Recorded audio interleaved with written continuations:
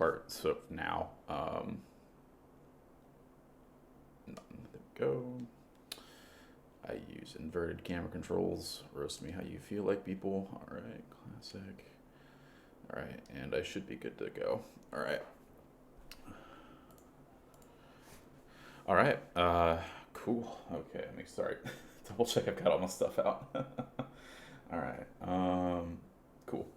Yeah. All right. Countdown's ready to go. We'll start in 3, 2, 1, go. Oh crap. Let's go ahead and go. I already messed up.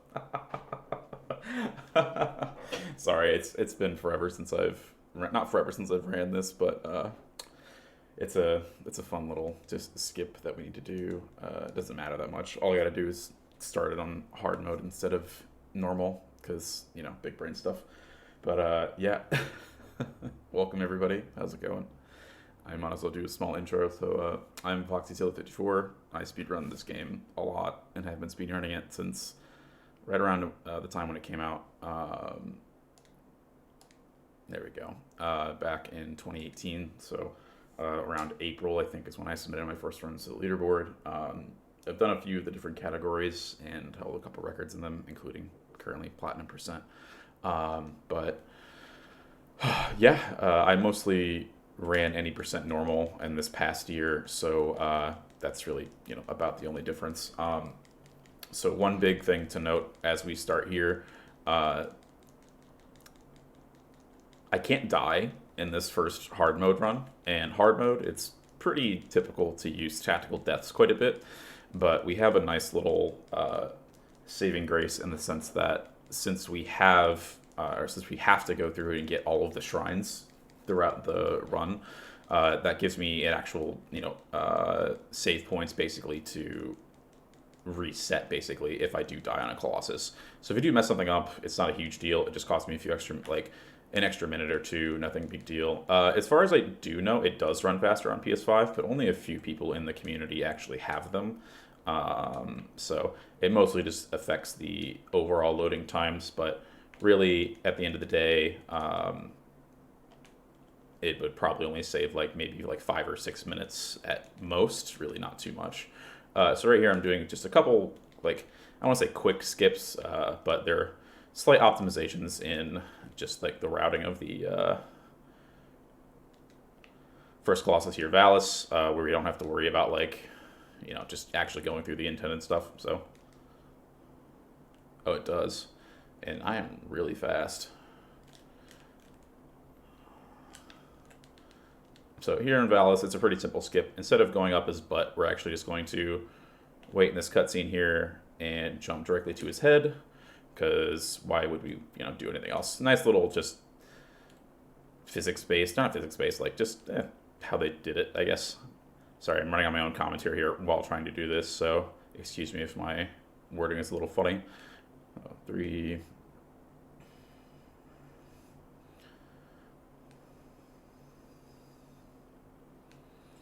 half. All right. And I'm going to take things a little slow here just because I can't mess up, basically. And I really don't want to. So any sort of falling off a Colossus is just a nightmare at the end of the day in this category. It's better to waste 10 to 15 seconds trying to take the trick slowly or take your movement slowly on a Colossus to make sure that you're actually going to finish him. And I don't have splits to finish this in a relatively quick manner, but falling down. Oh, there's my other alarm since we started early, but that's Valis. As I mentioned, we're playing on hard mode for the first NG cycle, and that's simply because we only need to play through an actual any % once. The rest of the time doesn't matter. Tiny game sound. All right, guys.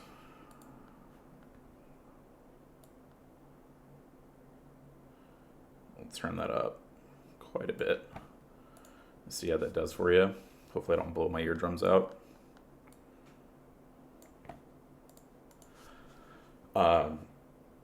Let's see. So besides that, yes, we're on hard mode. We only have to play through in any percent cycle once. The main trophies we're going to get from that are Deathless and beating hard mode in a certain percentage of time. All right, we've got a second here, and I can update this load time. So one of the trophies also is to gather, or at least collect, quote unquote, all of the different animals of the land. My camera is locked right there. That was really weird. And so this is a really quick spot to wait for this hawk to come down to grab it. So it's a lot faster. We used to use a weird spot over in like the far bottom left corner of the map. Just make sure I can see this hawk when it comes down so I don't miss it. But yeah, so it's this hawk right here.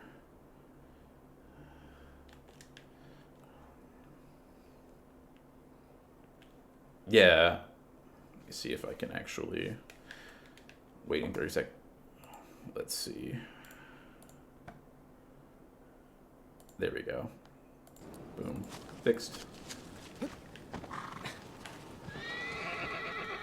Alright, I had my monitor, my output settings messed up, so alright.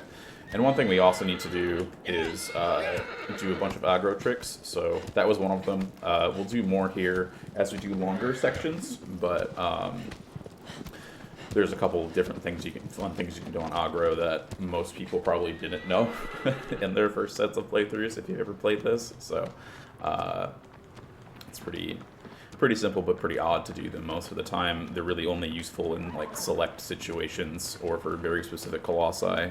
So there's really not anything you're going to be doing with them too often besides like rolling around looking cool for photo mode. So next up we have Quadratus. This skip is really fun because it didn't exist in the like the OG PS2, PS3 versions of the game because of all the added geometry from the remake. Actually, there's a little lip here in this cliffside that actually is part of the like the cutscene trigger for Quad, and so I'm just gonna hop down these little rocks here, and then it'll start the cutscene. Kind of messed up there. Usually, what I want to be doing is actually like jumping down while the cutscene starts, but this is perfectly fine. Alright, and so for the first two colossi, they actually have added sigils as well as added health for each of the sigils. So I'm going to do 4.5 stabs on Quad's first two sigils and about 4 in just a teensy stab on the last one. So pretty simple overall. The butt sigil's like the most safe usually, but also one of the more funny ones because anything that's not a completely either flat or completely vertical slope wanders, like, I don't want to say collision, but him walking and can be a little bit awkward sometimes. But what I'm trying to do here is to get a plant, which I think I just got. Yeah. So basically you can see that like now that Quad's head, and sometimes you can shake it out on if you're in an awkward position, but I'm trying to get a plant, which basically means if I stop snapping forward, there we go. Quad can shake his head around as much as he wants, and you can see I can just stand here and be ready to stab it, blah blah blah. On certain colossi, there are good places to get plants, and sometimes not. It's mostly just dependent on how much you will generally shake versus whether you can get something that's called a cycle stab. And cycle stabbing is simply, instead of, like I said, getting a plant, you can pop yourself out of the stab animation immediately, and if you kind of push wander forward with some of the geometry, it allows him to immediately go back into a stabbing animation again. So I'm kind of doing it here. You can tell I'm letting go and re-grabbing each time that I like actually stab. So you'll see that a lot more on a few other colossi, but Quad's butt is a cycle stab, Quad's head is a plant, and then his extra sigil on hard mode is it's a sheer wall. So what we're going to try to do mostly is let go, re-grab, and then if you notice me cycling between my sword and my hand as what I have equipped, you actually draw your sword faster in the stabbing animation and charge it up faster when you start stabbing from handless, or swordless, excuse me, which is just the funniest thing. But yeah, it's a weird mechanic, but we use it quite a bit. So, all right, yeah, these first few are pretty hectic because we're basically doing just a regular any percent run on hard. So next up we have Gaius. I should get a trophy for doing the speed, at least an intended skip by the developers in some manner to beat the Colossus without using the puzzle. But we're going to do it a little bit with a little bit more flair and a little bit more flash rather than how they intended it, as long as I get the trick. But we'll go from there. So, yeah, so we do have a little bit of downtime here just on the horse riding sections, which is the decent amount of the front half of this run. Like I said, the first few Colossi we really don't do too much just because all of the Colossi are generally located within a very small area before they start having you branch out and explore the world more, so that you can get more used to at least exploring it. One thing that I think a lot of new players have trouble with is just finding out where they're going. They think they're just like in some empty place and they don't really know, what's going on. But so you can usually use your sword to direct you where you're going, but it's like a one-time hint. So if you miss it, you miss it. And it can really sometimes ruin immersion. But yeah, that's about it. So we're just running up to Gaius now. If you've seen a Shadow of the Colossus speedrun before, you've seen this trick. It's a staple for the most part. It's actually not the fastest way to kill Gaius, at least on normal mode. The IL for it is much more optimized, and it's fairly consistent, but it's not as consistent as this trick. So, yeah. All right.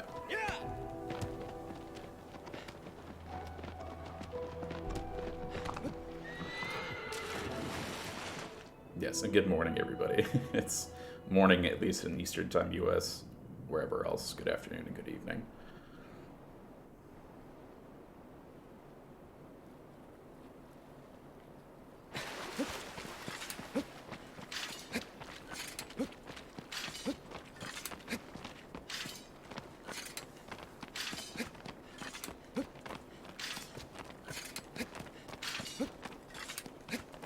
Alright, and one thing you'll see me doing here is it doesn't matter as much on this wall, but I'm jumping and switching between my weapons. That's actually something I'm intending to do, because for some reason, well, not for some reason, but every time you jump and land, let me actually shut up while I do this trick. It's a little bit spicier in any percent. Especially since I can't die or basically reset.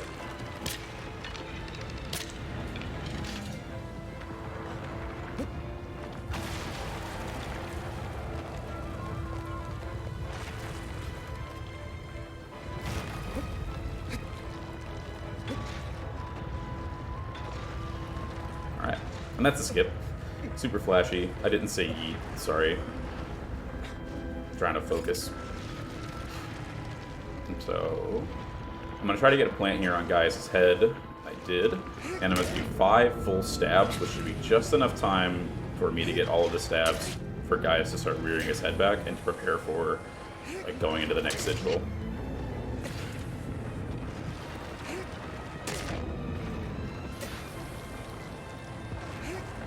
Yeah, if there's anything that makes you think that speedrunning this game is cool, it's all of the various physics launches we do. No, oh my god. That is completely just wow. Okay, well, I don't want to say I've never had that happen before, but that is the first time I've actually had that happen in a marathon setting. So.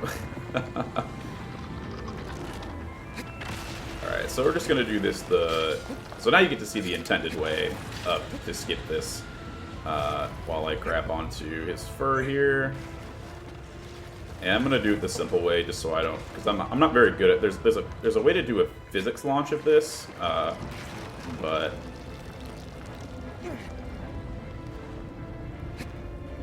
that's how you're supposed to do it do the intended way of getting on the arm. You're supposed to hop onto his leg or use a physics launch to, like, while he's, like, rearing his arm back to, like, get up on the arm instead of the actual yeet that we do. Let's see. I'm trying to figure out the best way to do this because I don't... Yeah, screw it. Let's yeet. Alright. Yeetus. Alright, we made it. Okay.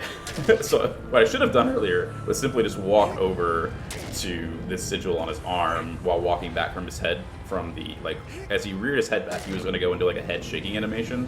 That would have been, like, a perfect setup to just walk over to this. But, yeah. Instead, the game just decided that I was going to trip and fall and just fall straight down. So, no big deal. He recovered, though. Alright.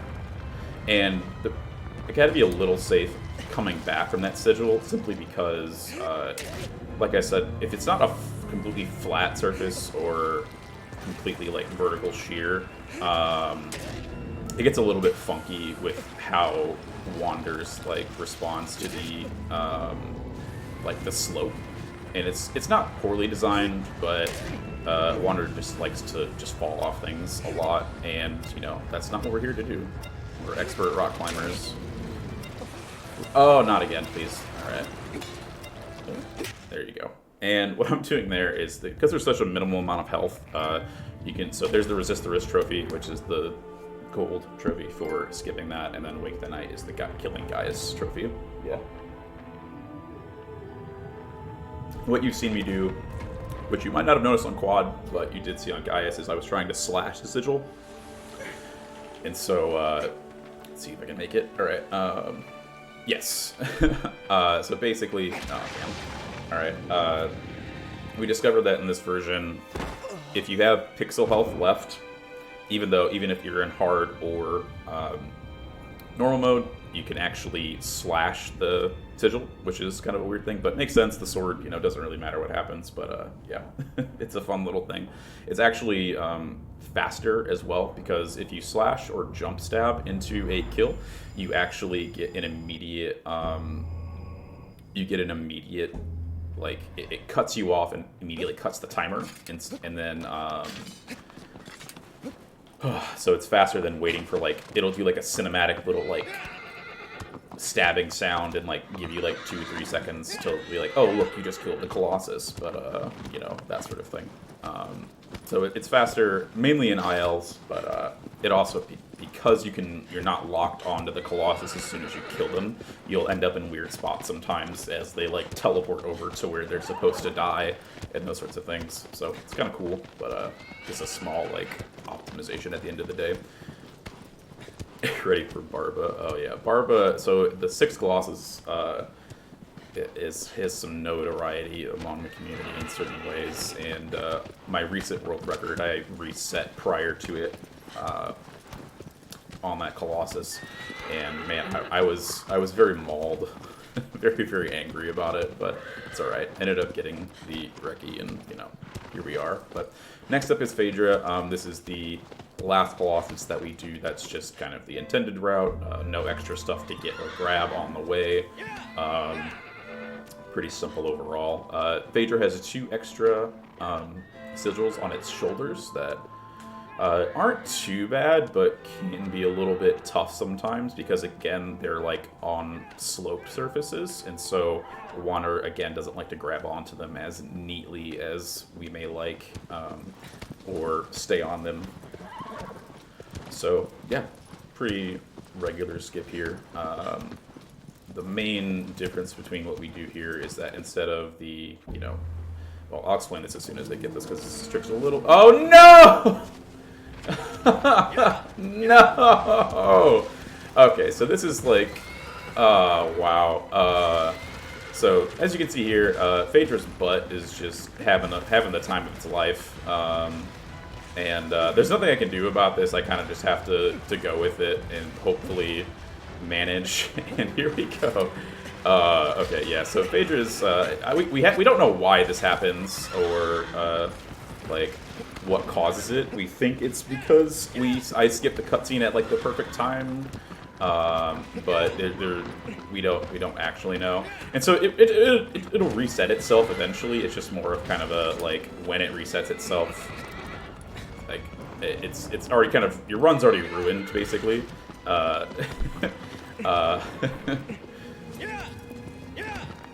There's a reason I have, so the current record is, again, by me, around at about the 7.5 hour time slot, and I actually spent about 15 minutes trying to do one skip on one Colossus and having to reset constantly for it.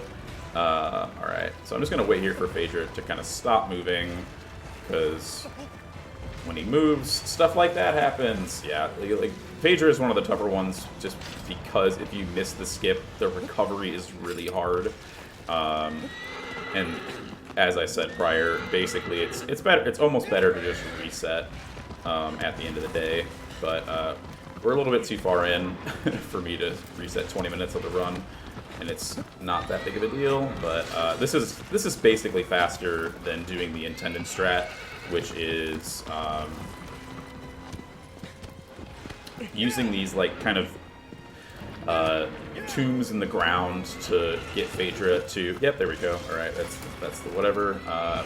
It's also harder because basically we time our running with aggro here to basically perfectly match up with when Phaedra's legs aren't gonna be, you know, walking around and all kinds of whatever else. Oh my goodness, that was lucky. All right. Alright. Go. Can you stop walking, please? Alright, that's totally fine. That would have worked even better had I been able to do that. You can get some funny skips sometimes with, like, just the geometry of stuff. I'm just gonna chill out here and get an extra stab in while we're rearing.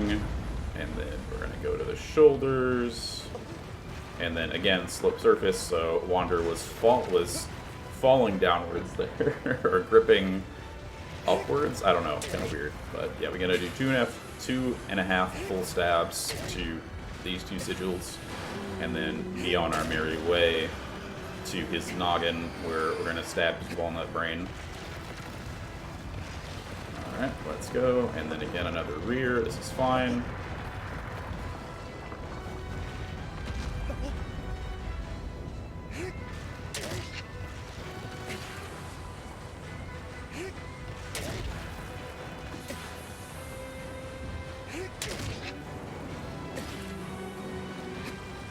No, come! Again, slope surface.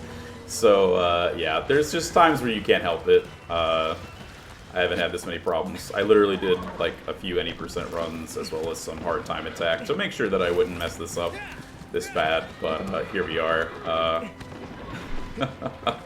Again, I was just in the perfect spot for Phaedra to... You know, I just fell off. Like, there was nothing I could do about that. So, yeah. Sorry, guys. We're ruining the immersion here that I'm actually decent at this game and not some rando scrub who just submitted a random category. Alright, let's see.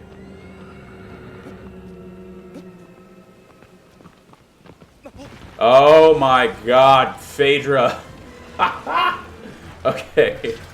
Alright, game. I got confused because Phaedra just stopped moving. And so because Phaedra just stopped moving, I was very curious that I somehow locked his AI, because I'd never seen that before, where the, just, you know, decided that he wasn't gonna... Alright, thanks, camera. Okay. Aggro can just run off a lot, because she gets scared of a lot of things. Grass in the remake, some rocks, you know, those sorts of things. No, alright. Phaedra's like in a perfect position where I can't really optimize where I'm going to be going, more or less. I just have to, like, kind of just hope and yeet myself at one of the legs that it's going to be like a good spot. Like that, and I didn't get that. So a lot of what we rely on too is our hands magnetizing to ledges. It's an actual mechanic that the devs put into the game. It's really a saving grace a lot of the times that, you know, we don't necessarily have to get a perfect jump everywhere. But oh, this is perfect. There we go. I can just kind of land somewhere nearby, and then most of the time, just kind of, all right, this is a bad spot.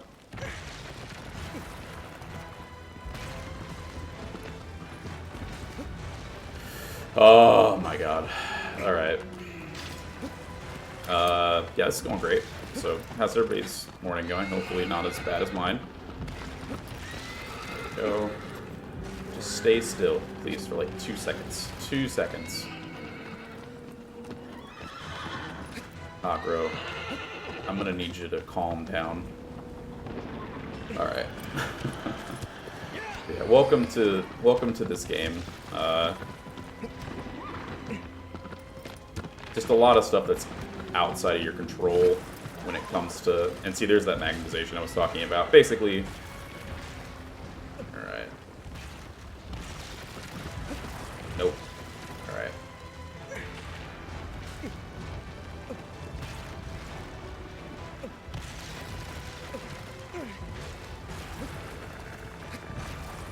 Yeah, not that time either. Yeah, slopes in this game are a weird entity. Okay, here we go. Wow, that took me, what, 5 minutes to figure out how to get back up on this Colossus. Alright. The nice thing is that after this, the only times that we have to, like, actually, well, do this Colossus again, 1, and then 2, the rest of the, like, any other time I face any Colossi but the first 2 are going to be in time attack modes on normal, so, yeah.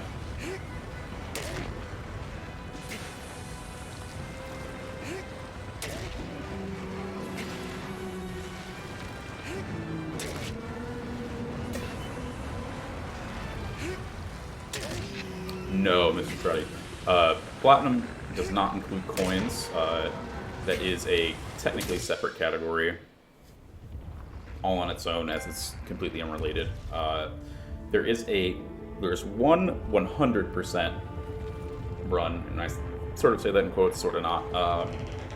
That 100% run that's been done that includes all coins, unlocking all of the concept art, and as well as getting all of the platinum trophies for platinum. But it's about 12 hours, and the last 3 hours of it is simply just running around on aggro, back and forth.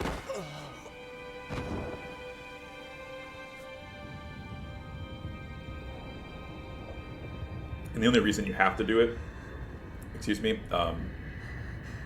is because only one of the concept arts requires that you ride, I believe, 12.5 kilometers on aggro. And I think the entire map is only like 3 kilometers or something long. So it's a little bit of not a nightmare, but quite the beast to deal with. All coins, though, is around a 3-hour run, so the nice thing, just on its own, so the nice thing is actually in 100% you mitigate a lot of stuff by just simply, like, doing everything else in the game. But it's a lot, for sure. Yeah, so I thought about attempting it once, and then one of the best runners in our community, Inception, went ahead and went for it, and it took him 12 hours, and I just simply said, no, I'm good. I'll do 8-hour runs. I do also Final Fantasy X runs, which are, 9+ hours easily, so those are all fine, but I don't think there's enough content in this game to make me want to commit my brain to just 3 hours of riding aggro back and forth. Yep. So here's our first shrine on the way to Avion, the Flying Colossus. If you're French, that's probably a really funny name to you. And then here we're going to get our first set of, what do you call them? Fruits. And so fruits in this game give you extra health, which is great, especially since we're on hard mode. For some reason, the tree at Avion, or these trees at Avion here, have just an absolute ton of fruit, and it's a really good spot to farm in various NG cycles. Let's also not hit the tree, thank you. As you can see, there's just an absolute massive ton here. The usually most trees only have about... Where am I shooting? What? Does this fruit exist? There we go. Okay. There's an absolute ton. We actually only need to get a few fruits here and there. There's a little teenage voice pitch. You only need to get a few fruits throughout the game, and a couple avian trees in later NG, or as we start resetting the NG cycles, really help out. You only need to get one fruit throughout the entire game to get the trophy for the Fruit of the Land. In the PS3 version, you had to get all of the fruit and all of the lizards. There are what we call, at least there are shiny-tailed lizards that hang out on the shrines, as well as just in various places in the overworld. But when you compare like the actual amounts of stamina in like the game code that they give you, the lizard tails only give you about 1 point of stamina, whereas the Colossi give you 8. So it's much more time friendly to just go ahead and get all of, like, just instead of getting any of this, the lizards, we just basically in our stamina and health grind to get max, max stats. Basically, we only kill Colossi, and then because Colossi give you a smaller margin of health than fruit do, we again only need that the trees in a couple places that actually have them. As I said, most trees only have 2 to 3 fruits on them, but that avian tree has like 7 or 8. So just the amount that we're getting overall is just so much better in the long run. So yeah. All right. So next up is avian. There's a really cool trick that I like to do for marathons, but it's really only viable in normal mode only, and that's specifically because we jump stab onto one of Avian's wings, but the problem is we have so little stamina in hard mode that really stamina management is a lot more tense while we're up on the Colossi. So doing the jump stab, I would have to basically wait for 2 different cycles of Avian doing flips, and I really don't want to do that. And I might not get the stab here. I didn't. Yay. Alright. Thanks, game. Alright. So this is the actual cycle that I want. I think I fell off. No, I didn't. Okay, good. Alright. So this is happening. We're just going to this. Alright, that's going to be easier. Trying to do that. Alright. And so hard avian is a little bit more just like making sure you don't fall off at the end of the day, and going through cycles that are easier to, I guess, just manage in general compared to normal avian. I would highly recommend, if anybody's really interested in like high level gameplay, to go watch each of the IL or the individual level records for this game. The time and dedication that some people put into these things is just absolutely insane, and I cannot stress enough how much of this is stressful. Okay, we're good. I cannot stress enough how just optimized they are, and just insane to watch if you understand the mechanics even the slightest. Alright, so this is pretty good. I didn't do a jump stab down to the tail, but, you know, no big deal. Alright, and I'm gonna get a trophy here so to kill a, so if you kill a Colossus with a jump stab, that's a trophy, which is this good warrior trophy, and then I get the avian trophy right after that, ride the wind. So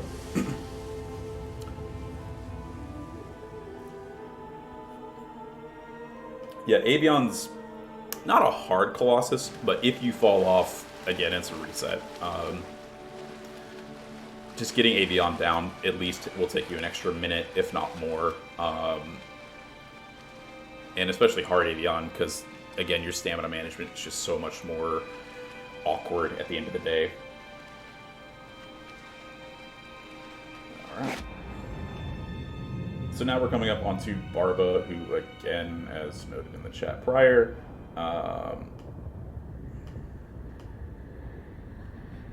is pretty, I want to say pretty tough, but he, like, actually, there we go. Gotta reset my notes tablet here so it doesn't go away on me. There we go. Alright, but Barba's the, I wouldn't say the first real Colossus where you can die, or things can go very, very wrong very easily. Barba's one extra sigil on his hand, or on his left hand specifically, which isn't too hard to get onto, but getting up on Barba after the fact is just a real nightmare, as I've been saying. Getting his AI to do what you want it's simple, but you can get him caught in bad loops that make it hard to recover for the most part. So, check my map here. So I'm going to get one extra shrine on the way here, just so I have a good reset point at Barba. Usually what I would do is only take one shrine here in the middle of the forest, but there's a closer shrine that is generally on the way to another Colossus that we would use in our pathing, but here it's totally fine. And there's our first shrine on this route.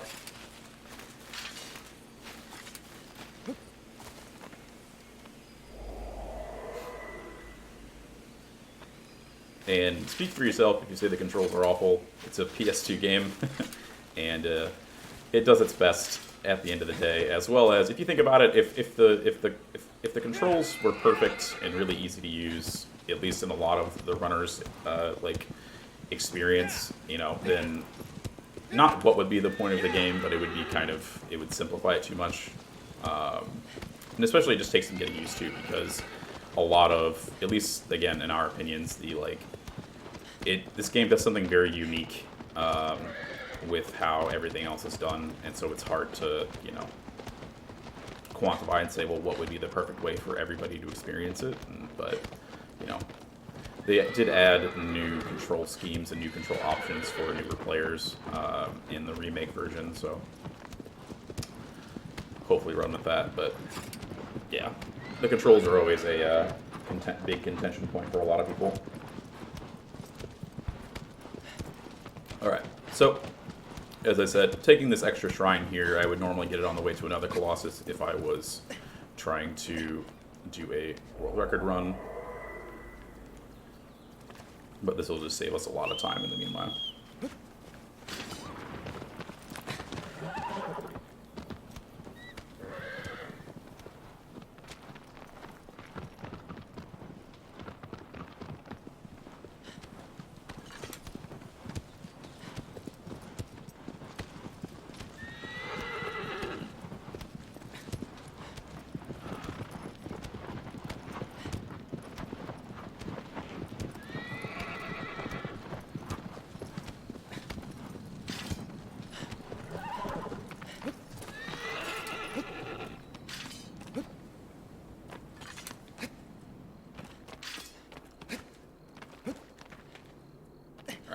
So there is a skip that I'm going to attempt once here and hope and probably ruin it, but we'll see. You normally do it in normal mode, just because in hard it's faster to start with the hand sigil, but I prefer this just as something that I'm used to at the end of the day. And also, Wanderer's Legs of Steel, we'll just be eating ourselves off of large distances and terribly tall heights, but he doesn't care. He's got the souls of dead colossi in his body now, so it's no big deal. Alright, but hopefully this works.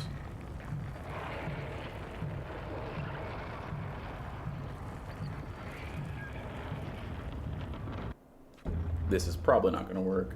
Yep. Alright. It's alright, we can recover from this. Nope, not quite, but... So what I was supposed to do there was... No. What I was supposed to do there basically was... Okay, Barba, let's... by doing a certain cutscene skipping, great, he somehow perfectly killed the thing. So you can actually move in that cutscene, but it is also mainly awkward because, well, he hit the thing so I couldn't see where I was going, where I wish I would have used to get onto his hand. There we go, perfect. So in that cutscene, if you skip at a very specific point, you can actually it'll teleport you right up to Barba's face. And I would have just grabbed onto his beard and gone from there. Would have been no big deal, but if you skip it a little too early, you can't grab on. If you skip it too late, you just kind of teleport farther back as the game is placing you where you need to be. So, alright, double check that I killed the sigil. Yes, alright. So when you have your sword out is the only time the sigils actually, I want to say will show, but that's the only time they're actually going to show up and glow in front of you. So they'll actually disappear whenever they're fully killed. And on a recent run that I did where I got a new PB, I actually was a little bit too antsy and didn't kill the head sigil all the way.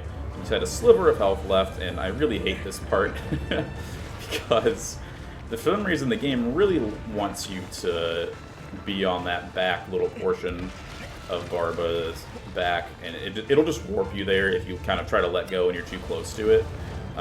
So taking things a little slow here, but we made it up. We got a decent recovery, didn't spend too long trying to get onto it. I'm going to go ahead and reset my stamina a little bit here. Barba can shake around as much as he wants, I don't really care. I'm just going to go ahead and make my way down. And do this, wait for him to shake a little bit more. And there we go, right on the hand. A little bit of a scary thing to do, but not that bad at the end of the day. Alright, there's only 3 stabs on the hand, and we're off to the races.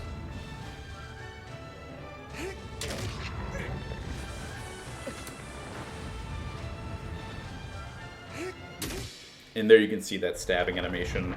As soon as I actually stabbed it, it like slowed down, and it slows down the timer, but it actually keeps running, so that's why we want to do the slashes or jump stabs when we can, just to actually get the kill, you know, faster by, you know, those milliseconds. Alright. Next time.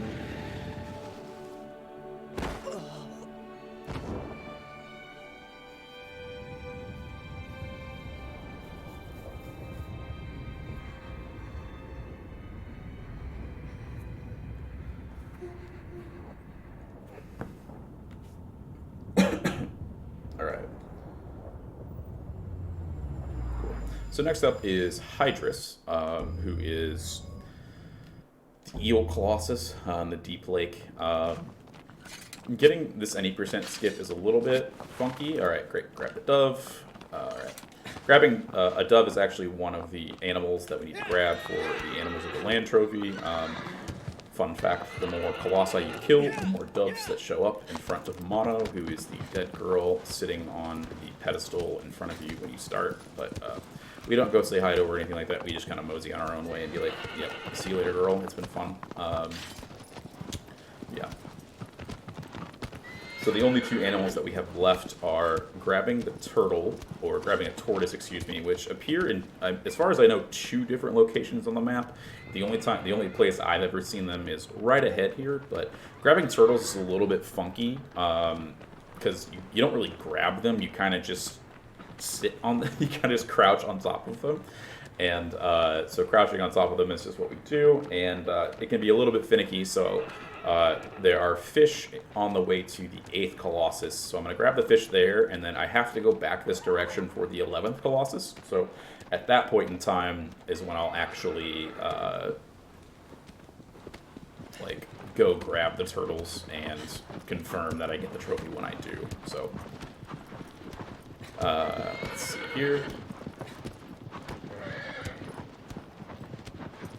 So I would usually take that shrine off in the distance, but I'm going to go ahead and skip it for now and come back to it later on, like I said, the 11th Colossus, simply because I'd rather than just assuming that I'm going to get skips or not die or nothing's going to go wrong, I'm going to go ahead and actually take safety precautions for this marathon, so we're not wasting too much time, because we're already on our way and lost quite a few minutes. But really, any percent hard is where most of the time losses happen, again, because you can't reset or use tactical deaths as we would normally do. So if I do have to reset, I do have to quit out of the game and then completely, run back from either where my last shrine save was or the main temple. And most of the time there's a shrine pretty close by, so it's only like a minute or two, but at the end of the day, those add up quite a bit depending on how many times you have to reset. As I said, in my current record, I used about 15 plus minutes on one Colossus, which was not great, but it's alright. The main issue with the timing method also in Platinum Percent is that RTA can vary wildly between console types, as well as whether you have an SSD or not. So I'm on a PS4 Pro with using 30 FPS or cinematic mode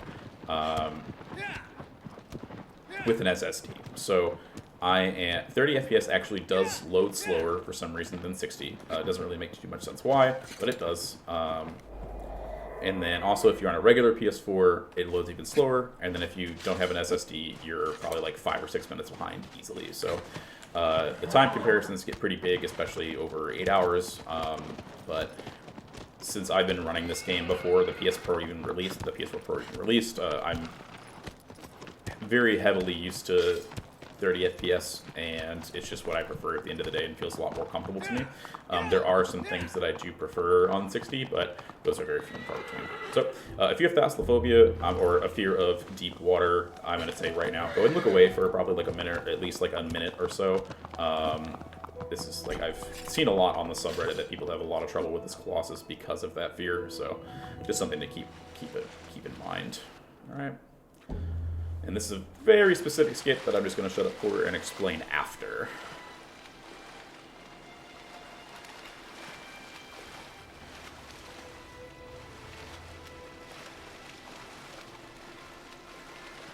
Alright, so that was a little rough. I swam very slowly there. Usually in the remake you swim a lot faster, but this should be fine. Let's see what I get here. So instead of getting on Hydrus and like actually running around, I'm actually going to try and get directly on his head by a few specific set of movements.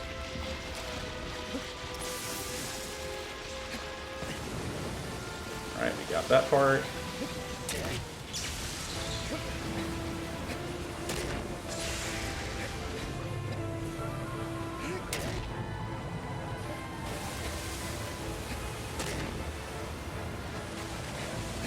Nope. Fine. Alright, wander. One more. Oh. No! Come on. A little bit. There we go. Okay, Hydrus then. That's a little scary. So Hydrus can very, very, very easily kill you in hard mode. As you can tell, I only did 2 jump stabs to the head, and I was already in like near death, basically. On normal mode, you can just kind of heat yourself at it, and the shocks won't kill you, but it very easily kills you in this. And so it's a good reset point if you don't get that skip.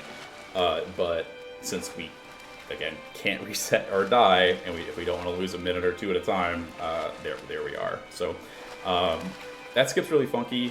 Basically, we position ourselves at a certain timing to make Hydrus do a specific climb, and then as soon as Hydrus' face like kind of gets to wander, you do a jump stab, another jump, and then try to get on his neck as he's rising out of the water to basically force him into his normal swimming animation while he kind of coasts along the like the cusp of the water or at the top of the water. So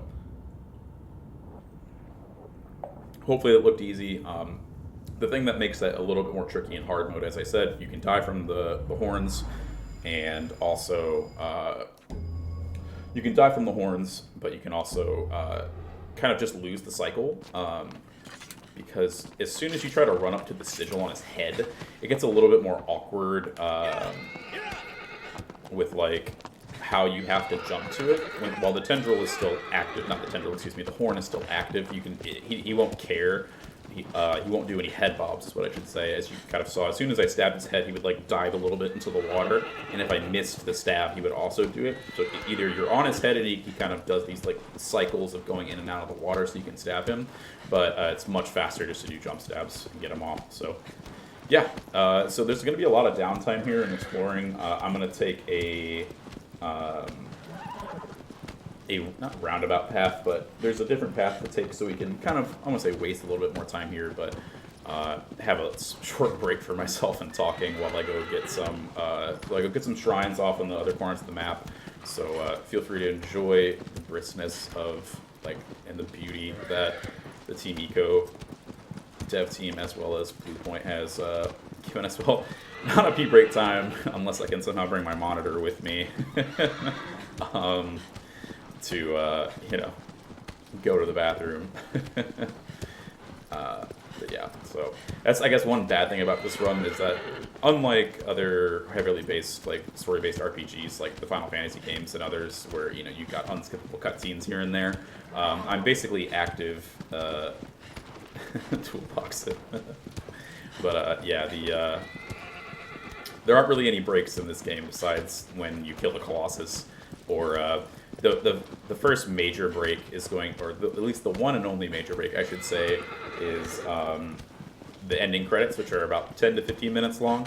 Use Twitch Mobile app, yeah, and have 30 seconds of delay on my own run. It's like playing with State players. But yeah, so it's a really long cutscene break, and that'll give me time to use the restroom and those sorts of things. So that'll be about 2 to 3 hours in, and then after that there's no recourse, and I just have to sit down and deal with what I've got going on. So yeah, so that's the first shrine. There are 25 shrines in total, I believe. Hold the fort. Sadly, no. I wish. That'd be great if I could just use oh, and this is the perfect time to actually do most of my aggro tricks. I've already done a few of them. I got some of them knocked out on Phaedra. So we'll do the next few here. So as you can see, Wander likes to do cool tricks where I can stand on aggro and run, or I can also double check what this next shrine is. Cool. You can also hang left, and that one's a little bit awkward because I never use these tricks in actual runs. So at the times I actually go back to them, I sometimes look at the wrong button. All right, do that. And so the only thing we have to do now is, there we go, is either do a quick stop, and Aggro has to jump off something, and then we'll get the Trick Rider trophy. Usually, though, I get the Trick Rider trophy on the Colossus after this one. We do another long cycle of kind of going out of our way to get the shrines, and there's a nice little spot where Aggro likes to do a cool jump. So, all right.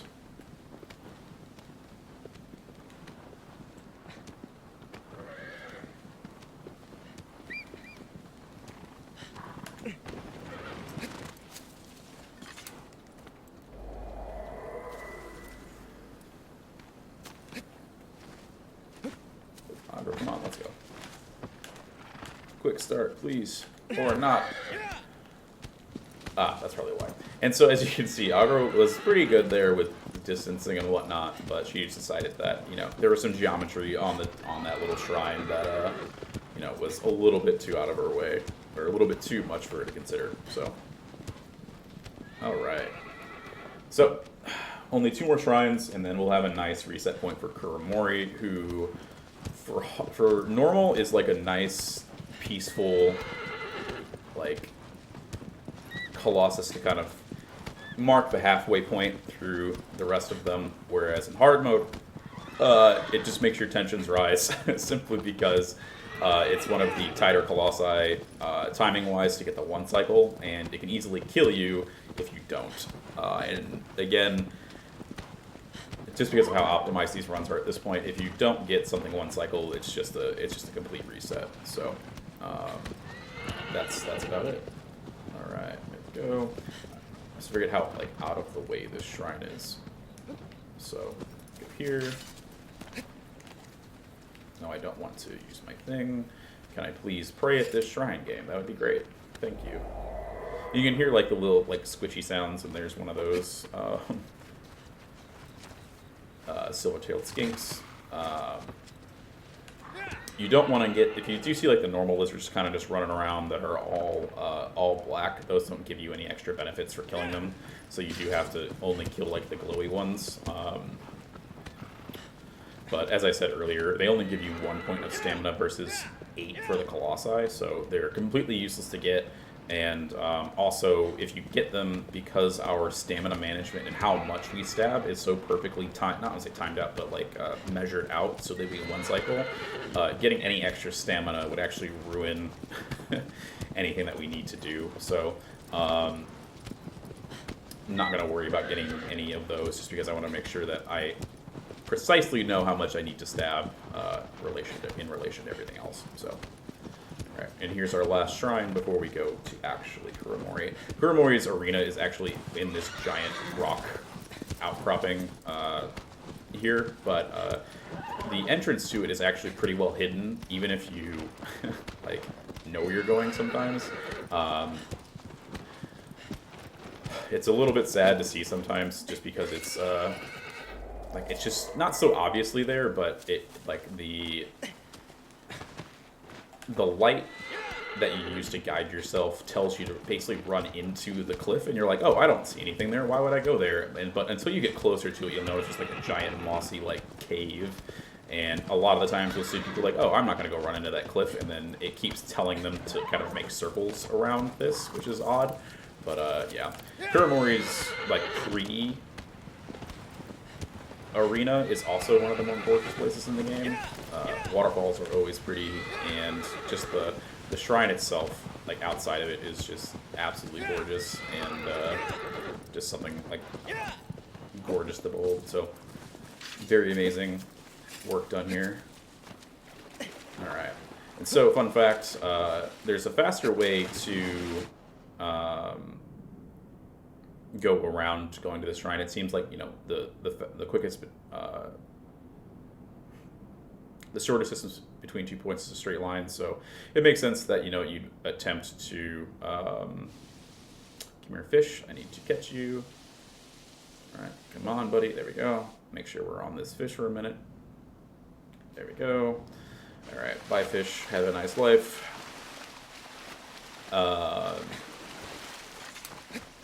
But actually it's faster to use aggro to like quick start and quick stop in between.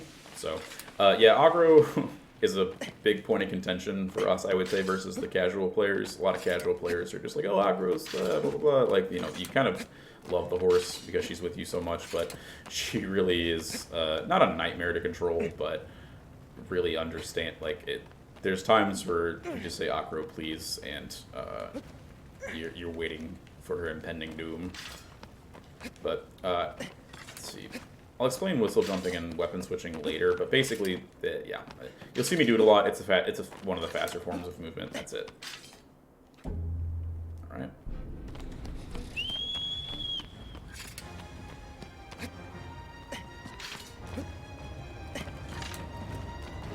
Ooh, Kuramori's zooming today. Maybe not. Yes, he is. Thank you, Kuro. Bye-bye.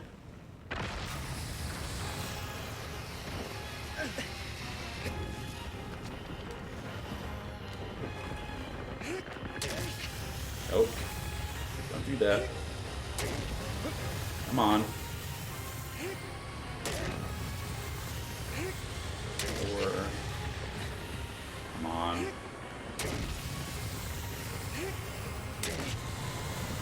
Alright. So I did some really bad cycle stabs there, so I might have to reset. We'll see. The timing is going to be tight. Yeah, this is probably a reset.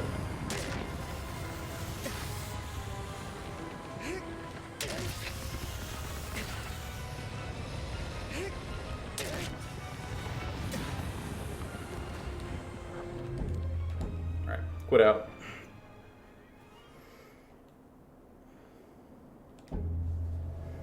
Yeah, so what you're supposed to do there is what I showed very, very poorly, is actually do cycle stabs, as I mentioned, on Quad's butt. So basically, oh, what's up there, skink? Okay, knocked it over. Is do cycle stabs on that sigil right there to basically pop myself out of a stab so I don't have to remove the sword, and then get 6 stabs in immediately.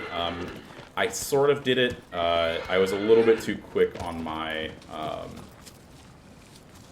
do you call it? Like, just my inputs, basically, that kind of ruined it. You have to give Wander a second and kind of push yourself forward into, like, the side of the lining of his belly.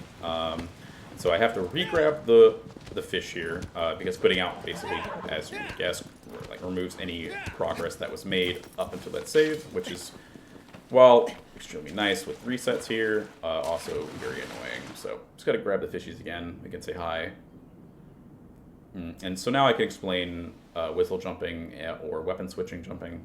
Basically, the fastest form of movement is to do like little short hops, but every time you get done jumping and actually land, Wander does a little stumble animation. But if you switch your weapon or whistle, then you go into doing that animation immediately as soon as you're done jumping. So it allows you to continually cycle through that, so I'm not like losing any time, basically. So you'll see me doing that basically everywhere. It takes a little bit to get used to. Whistle jumping is a little bit more consistent because you can just tap the face buttons of triangle and X or other buttons, basically, if you're on modern controls. I use classic because I've been playing this game since the PS2 era, and I'm just very in tune with my muscle memory, so switching between control schemes for me is a little bit of a nightmare. So it's a little bit of a,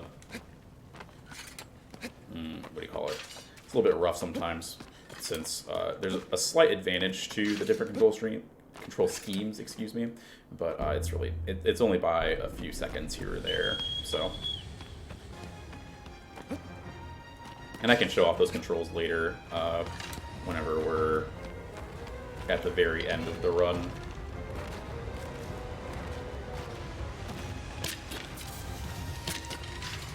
Alright, round 2.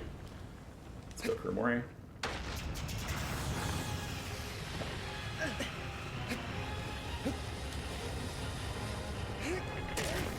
There we go.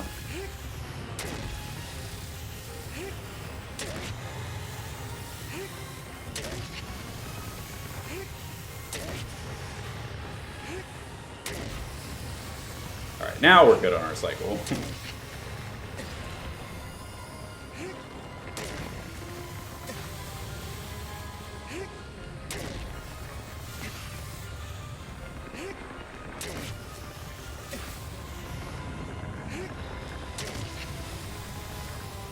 Oh, that was weird. I gotta pop out my plant. Alright, and that's Kuro dead. Much better. All 6 cycle stabs. Oh, wow, that's actually, that's kind of cool, actually. So, there isn't also an extra trophy to kill Kuromori in a 1 cycle. And in hard mode, it's very hard to get because if you're not, like, perfect on your timing, as soon as Kuro starts to wiggle at all, it basically says, oh, you didn't do it, don't worry about it. So it's very hard to do timing-wise because it cuts off the 1 cycle earlier than Kuro actually getting up from his belly. But Kuro has a unique mechanic in his AI, well, in how he works basically, is that, so you shoot his legs to make him fall to the ground off of the wall of the Colosseum, but the higher, as it makes sense, the higher up he goes, the longer he stays on his back, from the impact of falling down the ground, because gravity, right? So, in normal mode, you have a lot more timing. Like I said, he's a very easy Colossus overall to 1 cycle. You can go home and do it yourself, right? You can boot up your PS4 right now if you have the game and do it, but and in hard mode, because he just has so much more health, it's way tougher, and you have to make him go to the very top of the Colosseum, which is why we whistle immediately at the start of the fight. So, alright. So here's another, I guess, long-winded area of going to get more shrines and going out of the way. I'm going to miss one of the usual shrines that I would take for a safety save. But we don't have anything really to do in this forest right now, so that's really about it. Yeah, this forest, though, as much as it looks like I'm just simply quick starting through it, this forest really is a nightmare.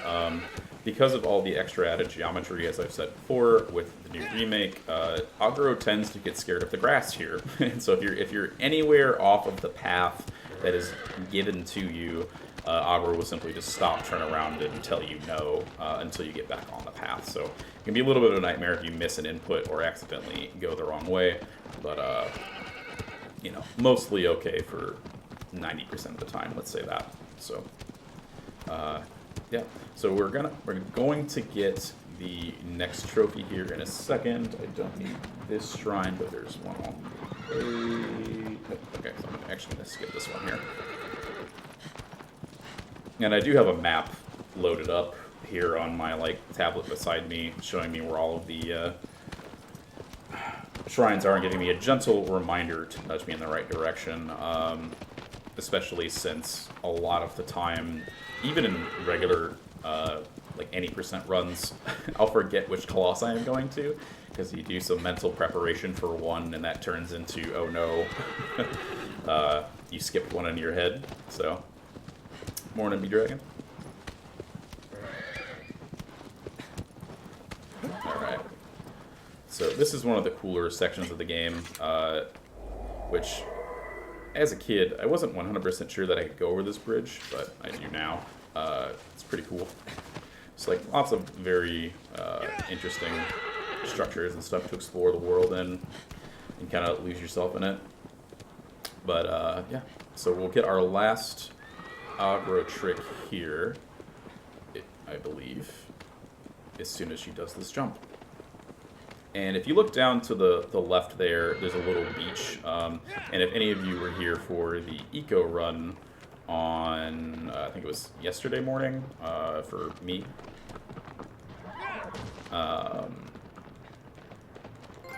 There you go, Trip Rider. That's the same beach that is in the post-credits gameplay scene of eco. So pretty cool that it kind of relates the world even more throughout all of it. So yeah. Alright, we got 2 more shrines on this section. And then here's how you get down to that beach as well, in this back left corner of the map. But we're not going to go down there, we have literally no reason to.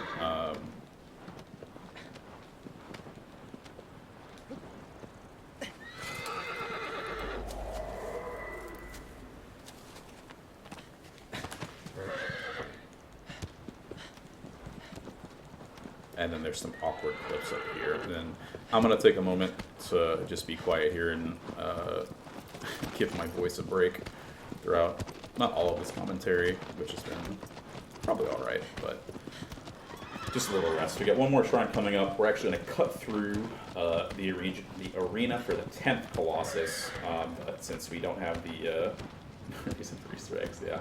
But we'll cut through the arena of the 10th Colossus. But since we haven't killed the 9th Colossus yet, we have to go in order. And then also aggro, again, doesn't like rocks, it doesn't turn easily. It won't be active, and we'll just kind of mosey on through and say hi-bye.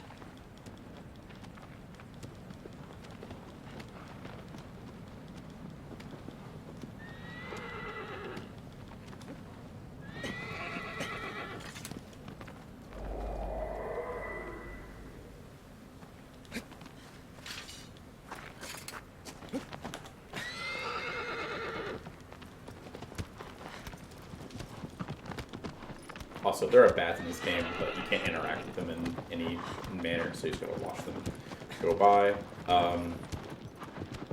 What's something that I wanted to mention? Oh yeah, so the nice thing, so people do actually tend, and me, myself included, tend to complain about Agro a lot and her, I'll say, quote unquote, poor controls. But basically, for the most part, Agro actually is fairly independent. If you just hold the go button, or what I'm doing is mashing it, because that's faster.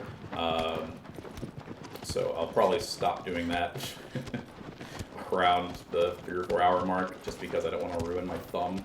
But she will auto path herself through most of the places that you go, so you can just let her like do her own thing, unless you actually need to skip this. Need to skip this shrine actually, because this is right outside the arena, and I'm just gonna for that Colossus, which you can die at. Dirge does a ton of damage if you mess up at least any part of the puzzle, I should say, and can easily kill me. So I'd rather take a safety save than not. Here we go, on our way to Bassaran with one more shrine. But so like I said, for the most part, Agro actually auto-paths herself really well. Okay, good. Needed to double check for a second there I was on the right Colossus. As I said, I tend to lose track sometimes, especially when we're doing like all of these extra things in between. The shrines and stuff make it easier to remember, but it's also a little bit more tedious at that rate. So this will be our safety save shrine for Bassaran. And then we'll actually be coming into the arena from the opposite direction that we usually do. And where's Agro? There you go, horse, thank you. Agro likes to run off a decent amount, so we love to hate her and hate to love her. You know, you gotta take it as she comes. So, and yes, I don't know, personally this is one of my favorite games of all time, and I tend to really only run games that I absolutely adore. So, I don't know. I feel like if I can play this game for, 3 or 4 nights a week for 2 years straight, then it's definitely worthy of some sort of note in my mind. But yeah, just the calmness and everything else, aside from the Dormant Sword. So with 100%, you also have to get all of the concept art unlocked for 100%, and that's really like the main difference. Also, I never come from this direction, so I'm not very well versed in like what the actual best way to route myself is here. So excuse me if this is a little bit awkward. Alright, there it is. I knew there was a quicker way around, but I forget that it's right here. Alright, yep, so we're entering Bassaran's arena from the wrong side, but hopefully it won't matter at all. We have a setup that goes through and it's fairly consistent. Oh, there it is, I missed it. Turn around, Agro.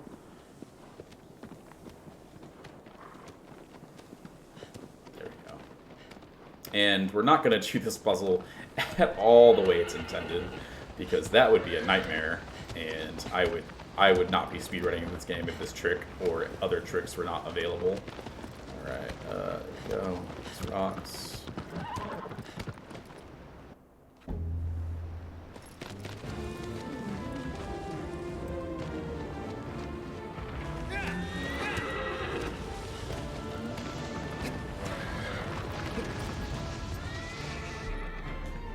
Nope, messed up the trick. Alright, that's fine. No big deal. It's a little bit more awkward on any percent, just because in time attack it's much more, the timing's much tighter, whereas in any percent there's a lot of, I don't want to say leeway, but there's a lot of like extra downtime you have just waiting to time yourself correctly. So it's a little bit, it's fairly tough to get yourself in the mindset of slowing down when you're trying to go very fast. And that's kind of a theme throughout this game, is that timing is everything. So you have to, you can't just kind of be immediate with your inputs constantly. You have to pause and wait for everything to kind of set up appropriately for you to, make sure you get the tricks. So, because I guess I can just do that instead. All right, and then the bridge is right there. Cool.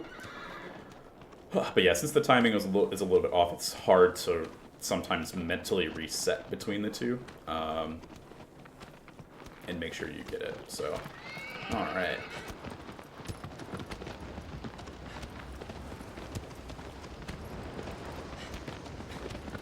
And there's also different ways to, well, I'll shush while I do this.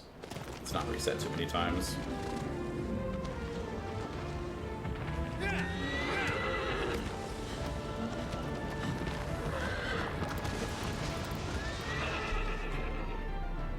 There we go. Ooh, that was close. There we go. Alright. Second try is actually pretty good. Usually what we do is there's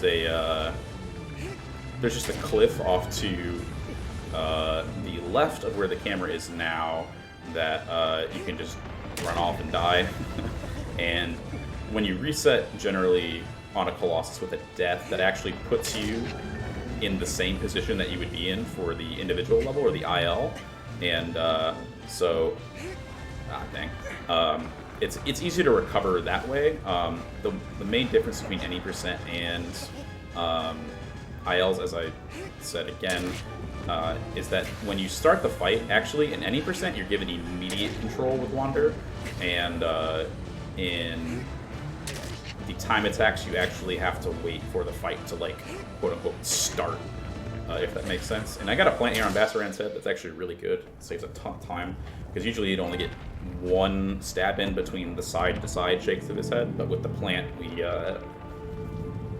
you just basically just murder him very quickly with his walnut brain. Alright, so that's Bassaran down. That's a huge relief. And save a lot of time, actually, so pretty great. Next up is Celosia, which is a very simple Colossus, but as a casual player, I feel like a lot of people really don't like Celosia because it's a very confusing puzzle, and the dormant hints, which I've turned off, are actually the commands which I've actually turned off, or the hints, are pretty bad. They're very vague and kind of just overarching. They really don't tell you exactly what to do. They just kind of give you some vague, hey, here, do this thing, and when you listen to it, you're like, well, that doesn't make sense. And then as soon as you figure out the puzzle, you're like, oh yeah, well, now that I know all of these extra things, now I understand the hint. But as the first time you listen to it, it's actually pretty you're just what the heck is going on here. All right, so we've got all of the other animals, so now we're gonna make our way to grab the turtle. The nice thing is if you forget the turtle at any point during the run, you have 3 opportunities total to do it. The first one is on the way to Hydrus, the second one is on the way here to Celosia, and the third one is on the way to Argus. So even if I forgot it here, I could have a reminder or something like that to go grab it. But the turtle will be the last one we grab, and then we should get the Animals of the Land trophy.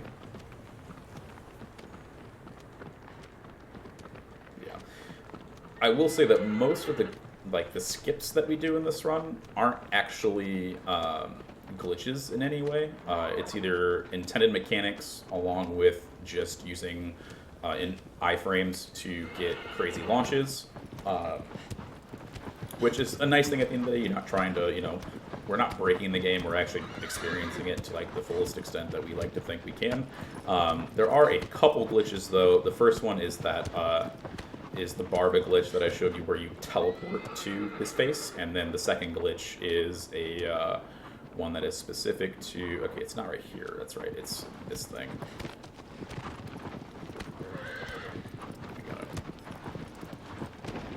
There's a turtle. Hello, Mr. Turtle, how are you? And you kind of just have to stand on him.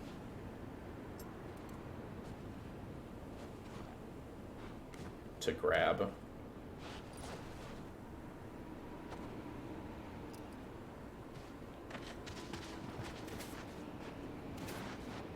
So I grabbed the fish on the second time around to Kuromori. I grabbed a dove. I grabbed the hawk.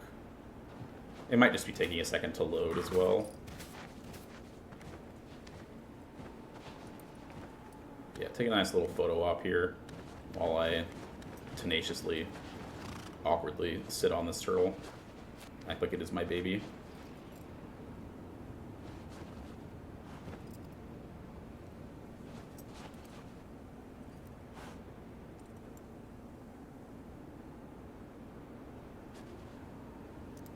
Alright. I think that's enough. I'm not sure if the trophy's just not loading, or I need to go grab another animal. But that's okay. I might go re-grab the hawk later as well, just to make sure. I did grab the hawk only for a very brief moment of time, and you kind of have to stay on the animals for a little while to get it to count. But I was very quick with the hawk. But there's a nice little sequence break here that's pretty cool. We're just gonna hopefully get this correctly. It's a little bit, it's not a tight jump, but it can be a little bit awkward. But we're basically just going to jump from the immediate, like, this section of the pit that I'm running at is actually a little lip that extends out of the actual arena. And then I can just eat. And, oh, I actually caught it. Usually I land on it, but now we're in the arena. That saves about 20 seconds. It's pretty cool. But yeah, this Colossus is really where plants come in handy. Oh my god. I went to the wrong Colossus.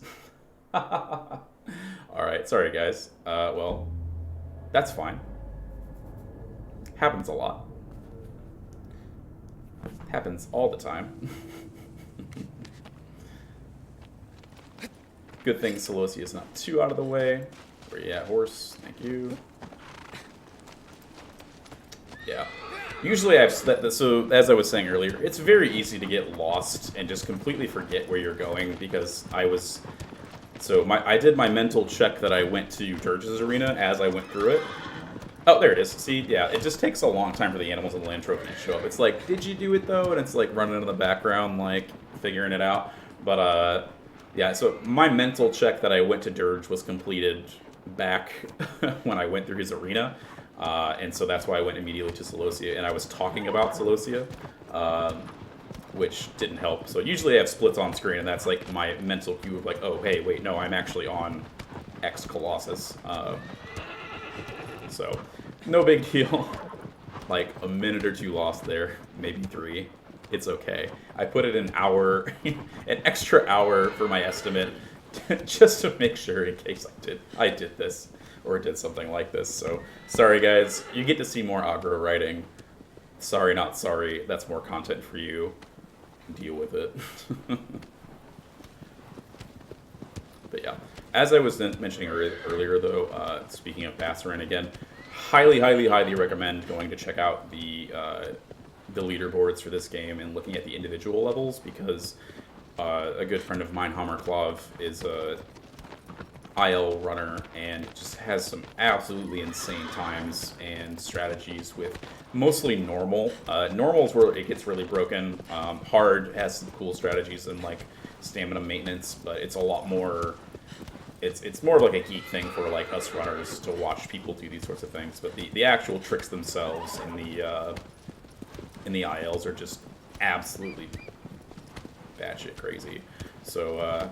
Highly recommend checking those out. And then if anybody's interested in this game, probably sure there's a few runners at least here that are help explain those things, or you can hop on our Discord on the speedrun.com page, and we're very welcoming, I would say almost to a fault, but we like to have fun, and we're very inclusive, and generally, you know, we've gotten top marks from other communities for just the, you know, what we've set up to help you get acclimated to the game if it's something that you're interested in. So a lot of good resources and people just always around basically to giddily answer your questions and go through things. So, all right. So I saved this shrine specifically for Dirge. Hard mode Dirge actually isn't too bad. Like I said earlier, the death possibility is low, but it can happen. And at the same time, you can mess up the one cycle. It does cost about a minute, but it's less tight than in the normal any percent routing. So that's the nice thing, is that while some Colossi are much, much, much harder to kill on hard mode, some Colossi are pretty like standard at the end of the day, and you get the tightness of your stab amounts. And thanks, Rock, for being right where I need you not to be.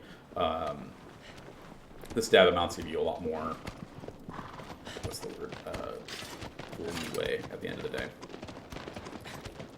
Alright, so to explain the Dirge fight, basically by doing chip damage, by shooting him in the eye, shooting him in the eye, we do enough damage so that we don't have to fully kill one of the sigils. We'll just get very close to it, the amount, and then we'll actually fully kill the second sigil. And as long as you've killed at least one sigil on a Colossus, that counts towards a full death.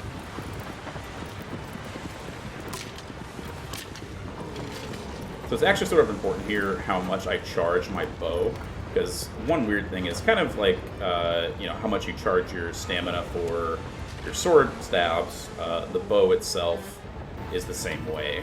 So, alright, there's that.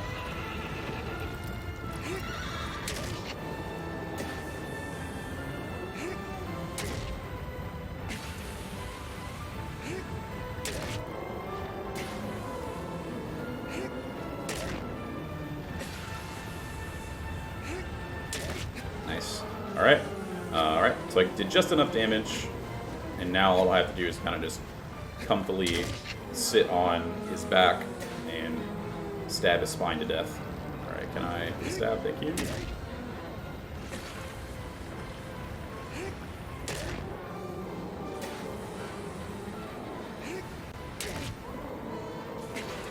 A little tight, but we should be good. There we go. Alright. And that's Dirge done. Now we can go to Celosia and get go with that Colossus. And I'll make all of you casual players mad about how simple and easy it is to do. Also a trick that you could do at home by simply mirroring what I do. Although you gotta get used to a little bit. It's not as simple as like quad skip or Kuramori's one cycle, but still extremely easy. And to understand it and get it down is not hard at all. So.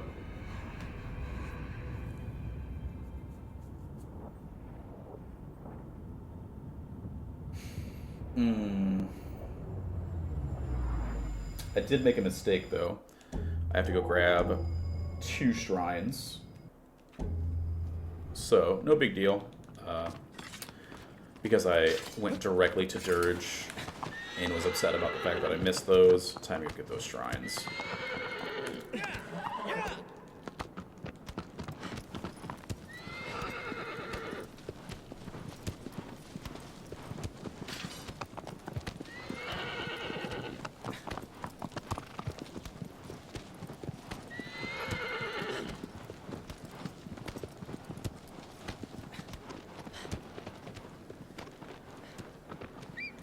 There's one shrine about right there, and there's another one kind of on the way, but they're both also on the way to Bassarin as well. I probably actually could have got them on the way to Zenobia, and that would have been a smarter reroute, but let's just go ahead and get it done now, so I'm on pace with what I need to do later, and not actually forgetting things again.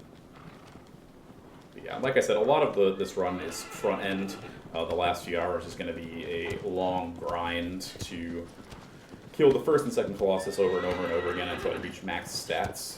And then after that, we'll be in the clear to actually finish the game. And there are a few like fun little things in the meantime here and there. But we also have 2 NTA runs, or 2 normal time attack runs that we get to do. There's a funny little glitch in, I don't remember if it's in the OG versions, so PS2, PS3, but in this version, it basically, if I beat all of the time attacks and unlock the items, and then don't grab any of them, immediately load them into a hard save, it'll actually load the items in as well, so I can get all of the hard mode time attack items on top of, at that point, and then I just redo normal time attack again, and then unlock all of those items, so very convenient, super cool, and saves about probably like 15 to 20 minutes overall with like optimizations at the end of the day, so pretty nice. Alright, so we're back on course. in quotes. Run back to Celosia and make sure that I double check my notes more often.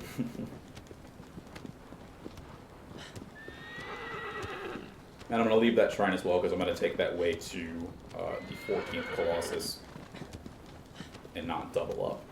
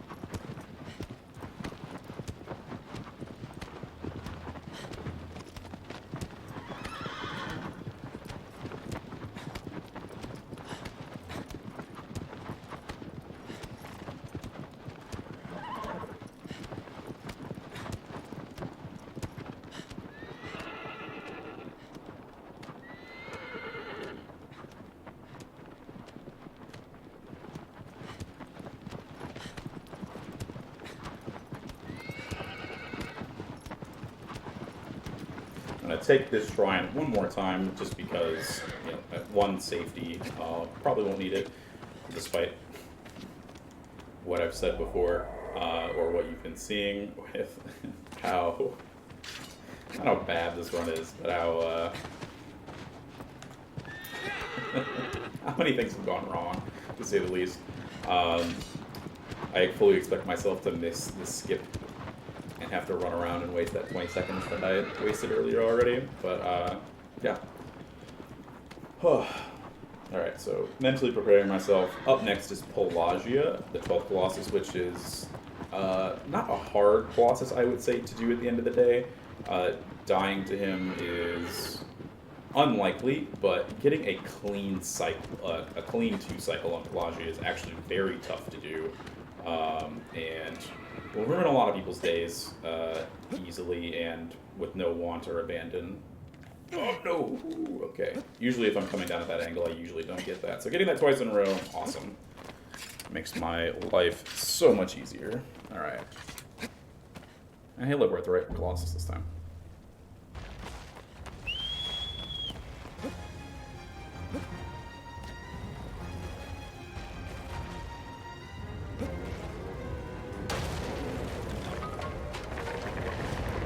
So, nice little eco reference here with the stick that we're going to light on fire.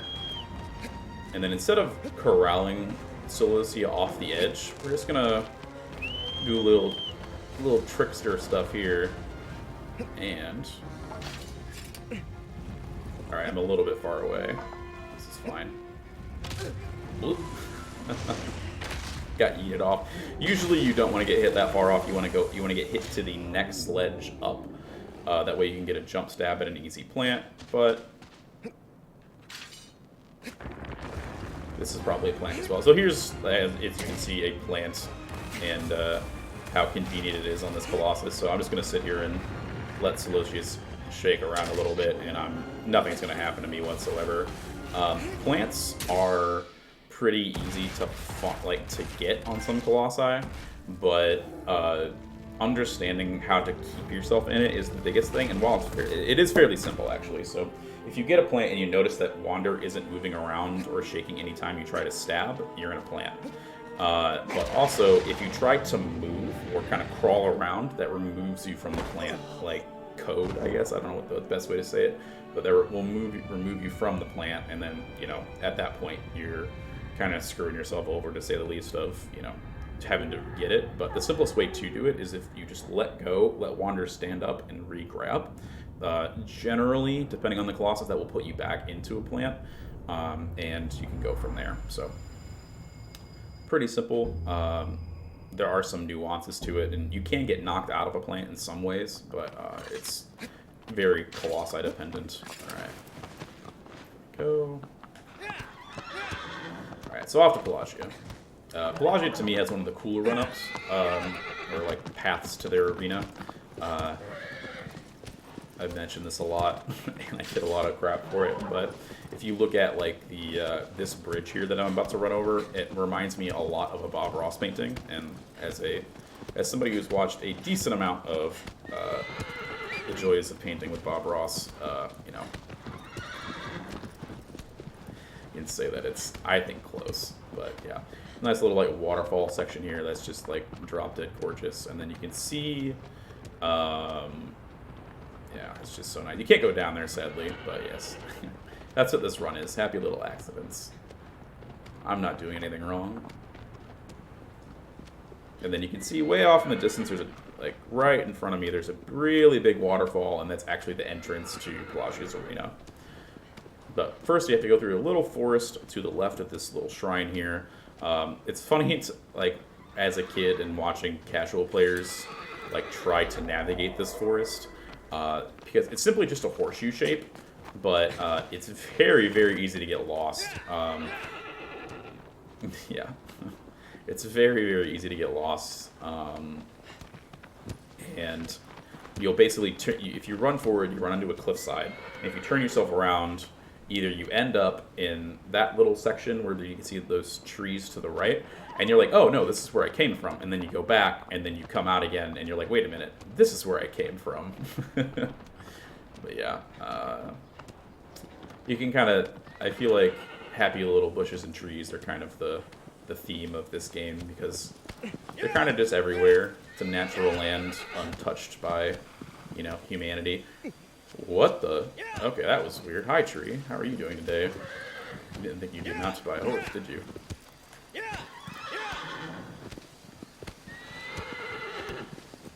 But yeah. See, this looks almost exactly like where you came from, so most people just like look at it and turn around. But all you have to do is just go right and then right again, and you're at it. So fun little optimization here. Actually, quick starting and quick stopping aggro through these like smaller area sections. Even though she does auto path, she won't actually go fast because of the geometry. So by forcing her to do quick starts, we force her into going faster. And it's actually funny, it saves about 20 seconds if you do quick starts. And I need to get this shrine. I almost didn't. Hello, mistress. I'm real chummy with the lizards today. Usually they are nowhere to be found, but somehow, some way, I am just nearby all of them. But yeah, so it's much quicker to quick start and quick stop her than to have her kind of like slowly trot through like the forest, that area, etc., etc.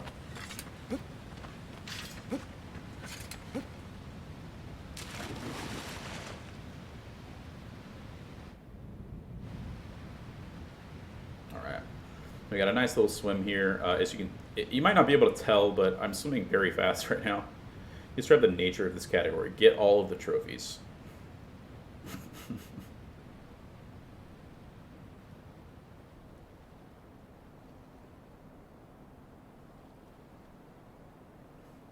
Sorry if that was a little bit too concise. But I'll explain like most of the trophies again here in a second. But this skip isn't super precise, but it is. So we're just gonna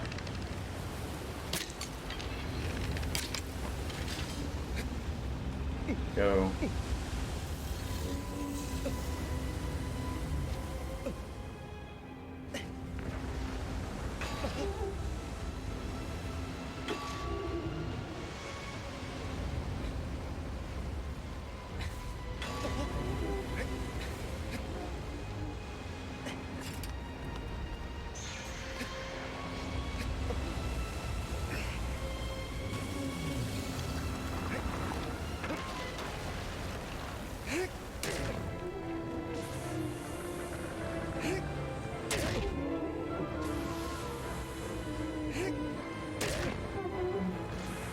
Okay, we're pretty good right now, actually.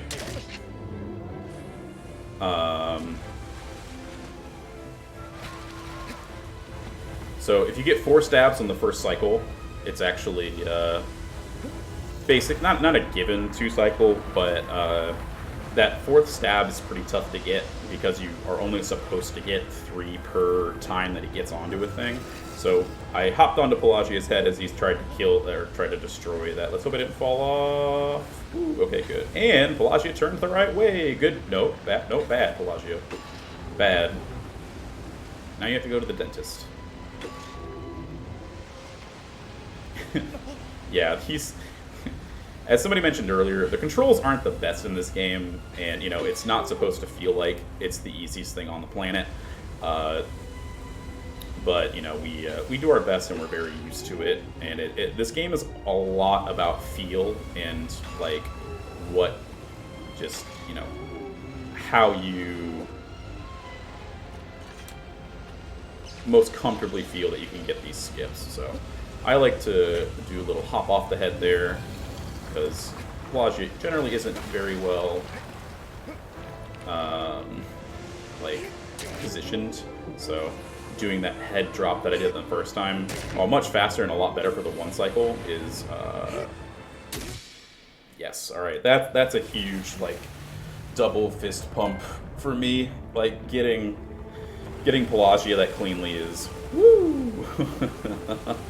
It's like a big wipe off the brow while you've got your bucket of sweat just chilling near you. But yeah, that's pretty tough. So glad to do it. I should have gone to that pillar, but you know, whatever. Yeah, we're kind of the evil monster here at the end of the day. Yeah, execution is a lot, and getting over the fear of, you know, the timing. And I think that's one thing that makes this game harder than it seems, is that we're so used to it as runners that it seems natural and fluid, but the amount of time that we spent doing that is pretty rough. But up next is my personal favorite Colossus. It's a lot of people's favorite Colossus, so I have a lot of nostalgia for Phalanx, but it's really, you know, it's a personal choice. A lot of the runners actually don't like Phalanx for the most part, because there are cooler strats in other ways, but the grandeur of the fight really keeps me hooked for the most part. So I like the developers thought about the skips. Yeah, it certainly is a lot. Like, there's what we would consider intended, which is a highly debated question within the community, because how do you say what's intended? Because you'll look at somebody's first casual playthrough, and, you know, maybe they found the puzzle the way that, you know, it's simplest to get onto the Colossus, right? But there are some people who just say, well, I can grab on to Pelagia's face from here, you know, from this angle, so why is it not intended? You know what I mean? Because it's there, right?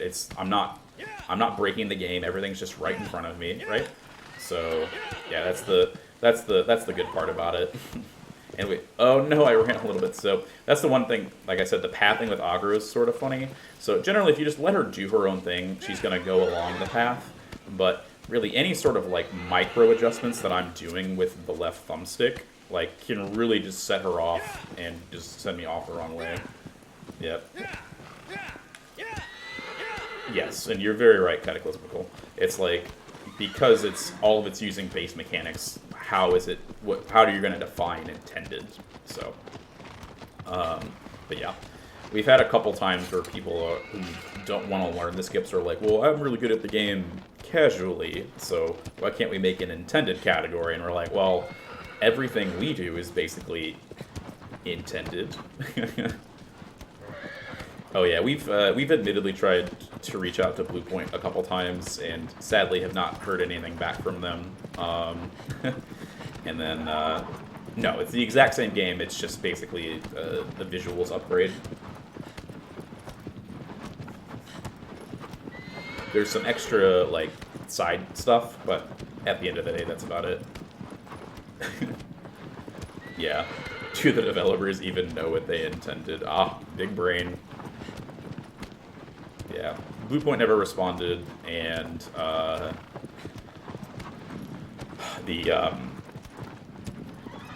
there's hearsay about whether the original developer, Fumito Ueda, likes speedrunning the games. But it's not a hot topic, but it is something that we've kind of considered at the end of the day. All right, I need to remember where. Let me. Oops. Not share. I do not want to share. Oh no, wrong button. All right, there we go. I am going the wrong way. I always forget where this shrine is. Yes, all right. Now I'm going the right way, and I gotta go. Let's see. It's not up there, if I remember correctly. It's like right around this corner. Maybe. Dang it.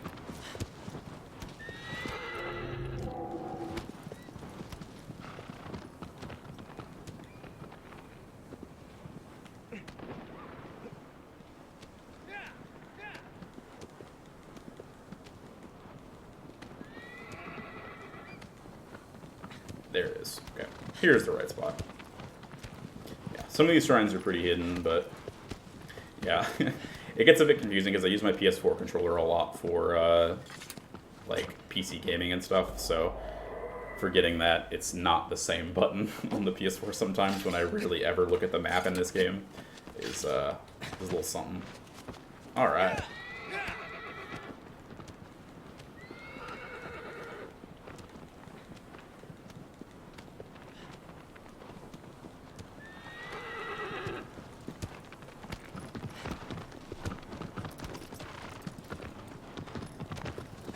Alright, so that's the one shrine we need before the Phalanx fight. And actually, there's a new skip found by... I'll say new skip, but there was a new setup for this Colossus that was recently discovered by a new runner by the name of Frequency, who, coming from the PS2 version of the game, was like, hey, have you guys ever tried this? And then we're like, no. Does it work? And so one of our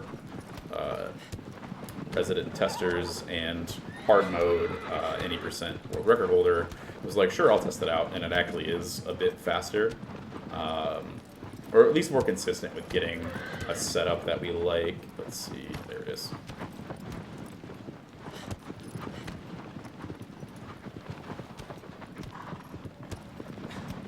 For this skip.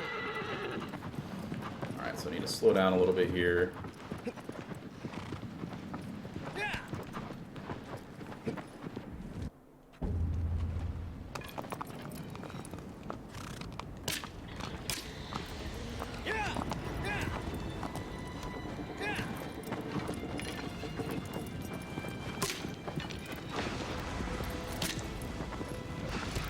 So this is actually the first time that I've ever tried this, and maybe somewhat successfully gotten it.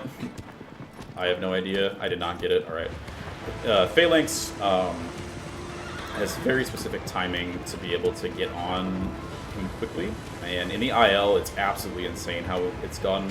But here, the setup's a little just more wishy-washy, which is very typical for any percent, as you can probably tell that I've been saying. So.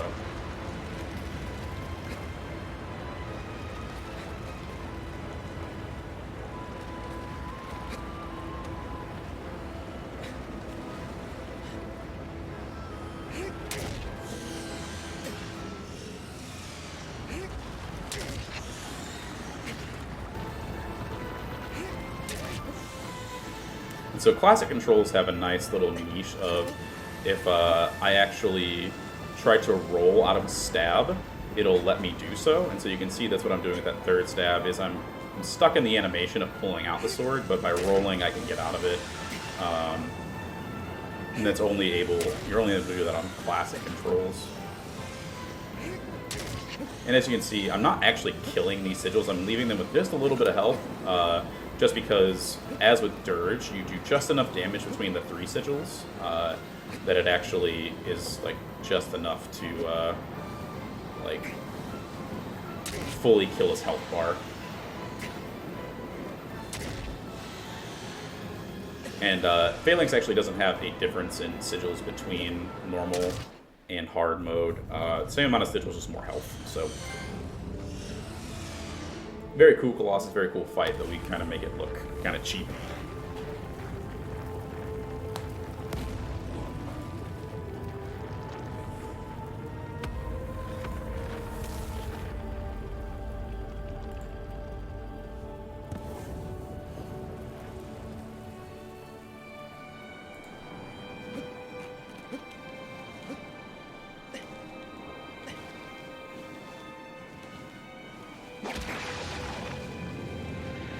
And we're almost done. We're fairly close to the end here.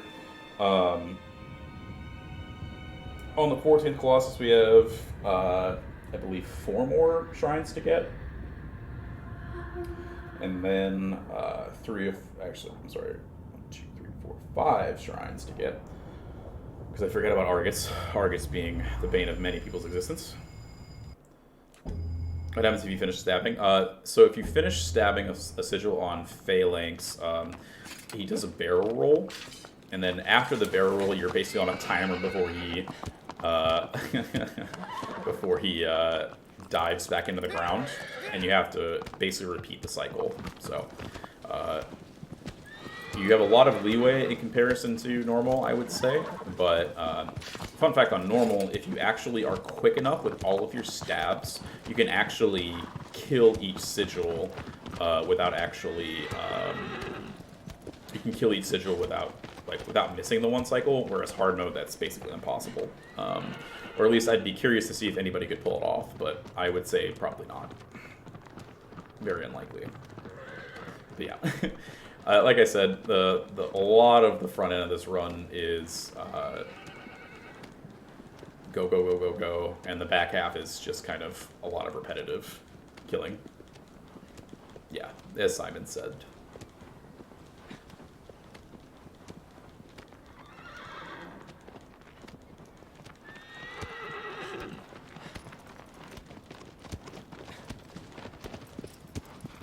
Alright, so here's our first of 3 shrines. We're going to have to take the back route, I would say, into Zenobia's arena.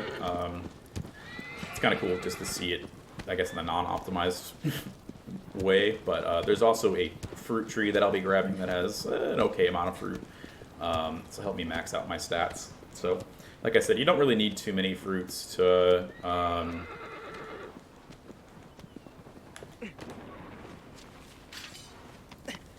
to max out, but you do get more health from the fruit, so that's the main reason we do it. Because you do build up your health rather quickly in comparison to your stamina. The stamina grind takes at least like 2.5 hours if you're very optimal with it. So here's one of those places where, because of added geometry and just the tightness of the path, aggro doesn't like to go, so we quick stop, quick start here. As long as aggro plays nice. Otherwise, you would kind of just like happily trot through the entire area, which is not what we want.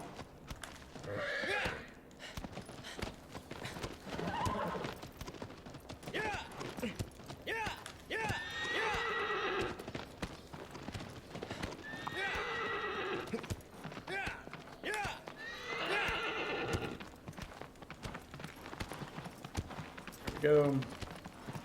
Finally through the gauntlet.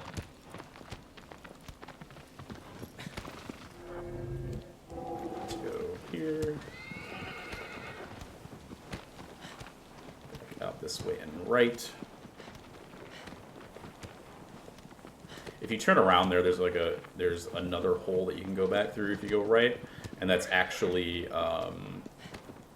another entrance to Gaius's arena if you get mixed up about where you're going.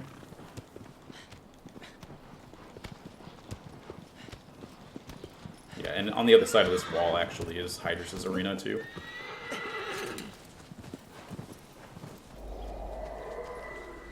Alright. Just a few more.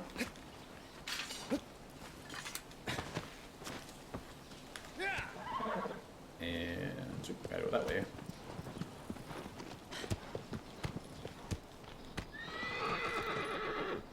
Yeah, the actual paths here are a little bit confusing from time to time. Where the heck is it? Oh, wait a minute. That's right, you have to go all the way around. Haha, okay. Sorry.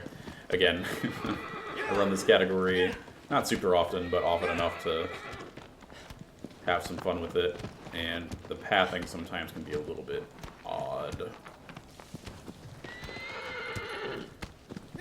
About where you think you are versus where you actually are. So we're going to cut left here, and if you went right, that would get you back to the entrance of Hydra's arena.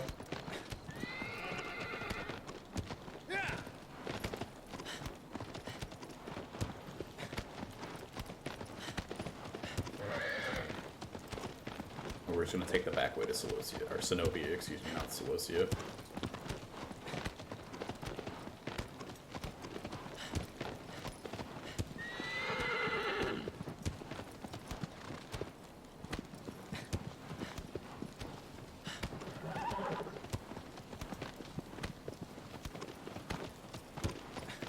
Kind of the cooler way, in my opinion, about where to actually go, because you get to see like the whole area itself.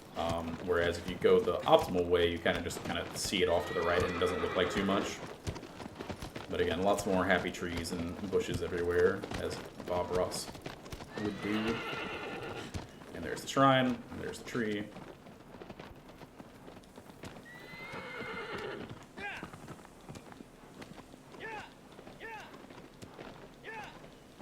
Come on, Agro. There we go.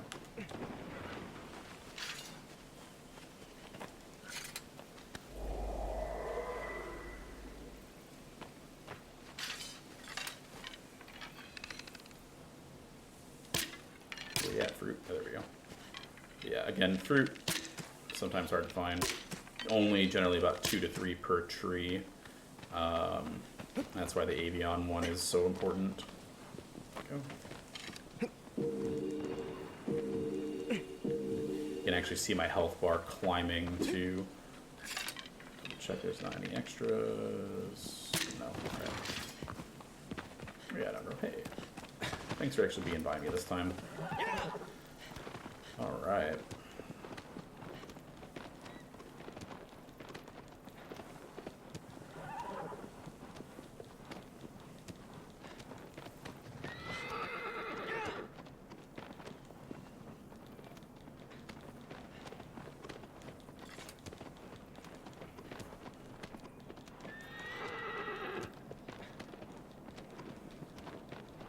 Trees are our friends. Yes, they are. Thankfully, none of the Colossi have trees in them.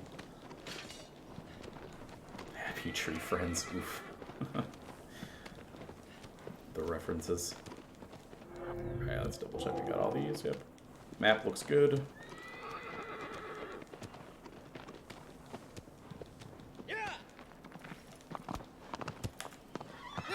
And this is like a personal favorite of mine. If you look at the concept art for what this looked like in the PS2 version versus what it looks like now, it's just, wow. I feel like I could just sit here for extended periods and listen to like the, you know,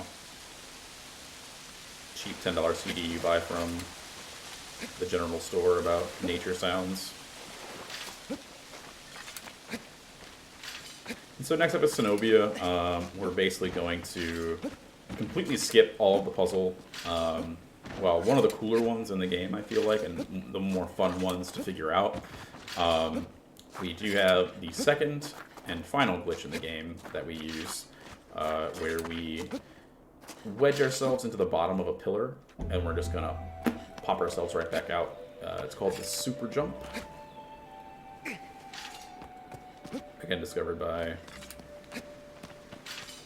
great IL runner Hammerclaw, but really made into a useful trick by Tic Tac, our hard mode expert.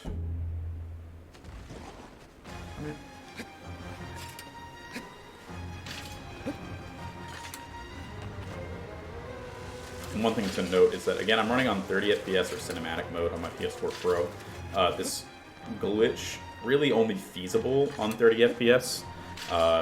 Mostly because of the amount of frames that you can catch a jump off of.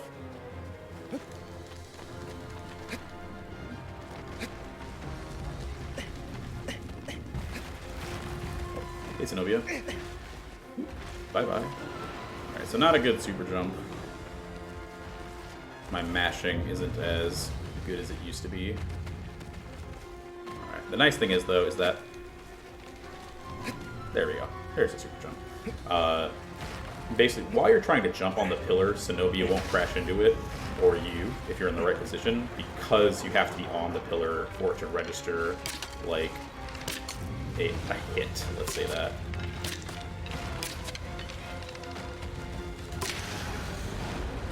And there's another jump here called the wacky jump, which, by using extra added geometry, you can see me just casually jump up in the back there, to the upper portion of this and completely skip.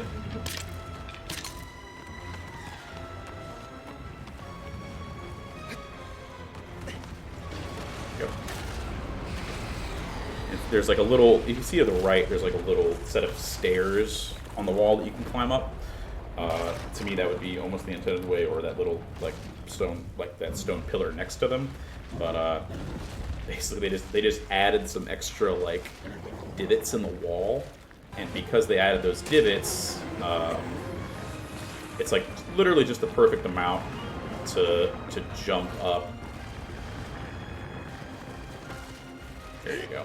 And again, I didn't get a plant there, but now that I've stabbed, all I gotta do is re-grab. There we go. Now I have a plant. And Cenobia is a much more good way to see like how much a plant affects how much you're able to stab. Because usually the easiest thing to do would be to have Cenobia running into like the fallen killers that you made or other stuff so that it gets stunned to stab it. You're not really supposed to just kind of sit here and just continue cycling through. So, and that's Cenobia.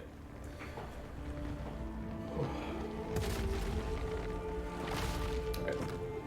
While this loads, I'm taking a quick run to the water so I don't lose my voice in the next 6 hours.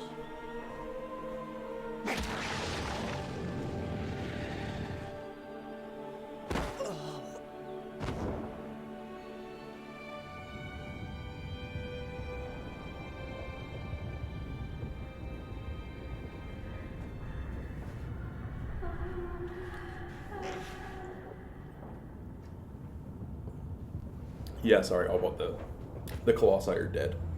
We're killing them. Can't really help you out there.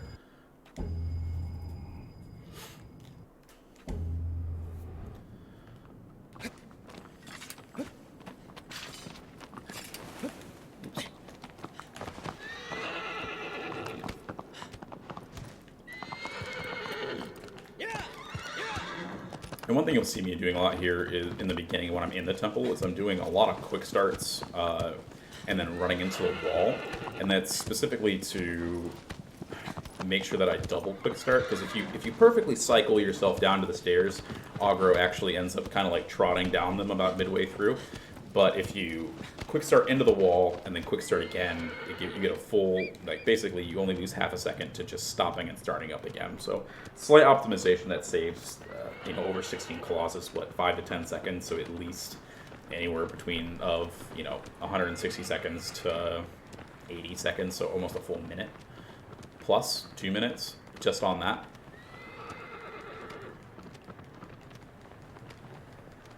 And we have one shrine before Argus that we're going to grab. Argus is probably the most, what's the word I want to say here, like consistently used tactical death. Because the skips themselves, while simple, as I keep saying, simple to execute, can mess you up pretty bad. And it's easier a lot of the times just to jump off the end of the cliff and reset the fight rather than anything else. So made sure to practice a decent amount of Argus last night, so I'm feeling comfortable with it, with all of the skips. One, I think, of the cooler ones that you'll see is that the very first thing I'm actually going to do is I'm not going to go for his head sigil or the added chest sigil hard mode, but I'm going to go for the sigil that's in his hand, his sword hand specifically, which you're supposed to go through like all of these different puzzles and stuff to make sure to do it, but there's just enough room in the fur of his wrist, basically, or the edge of his palm, so where we can jump straight to it and do the stabs there. So pretty cool overall. Not really something, I guess, too crazy once you think about it, but the nice thing is that back in the early days of speedrunning, Argus was basically almost a guaranteed reset point if you got a very hard trick early in which you, instead of jumping to the hand first, it was the last one we did, but you needed a specific animation from Argus so that you could jump from the fur to the hand from the ground, which was very inconsistent, and while better than the intended strat, it certainly is not anything that we ever wanted to actually do. So, yeah. Also, finding Argus's arena is a little bit funny, because there's this small little entrance right here where you kind of peek into the arena itself. But if you go too far, there's a like an underpass, I guess, to where I'm running right now. That can be very confusing to find, and you're just kind of running around in circles. I definitely see why this game is tedious for a lot of casual players, but it's an experience to kind of run around the world and explore it. So.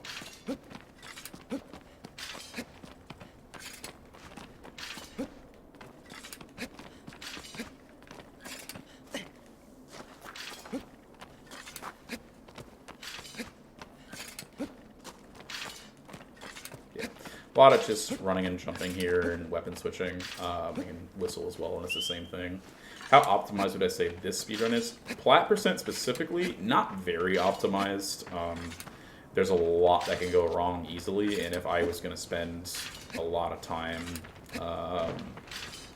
optimizing it, we could probably get it down to about the 7-hour mark. It's currently around 7.5.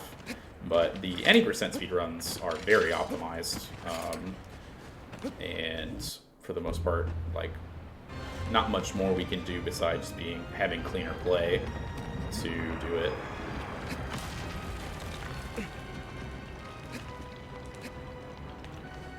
No! Alright, let's see if I can recover this. Okay, we did.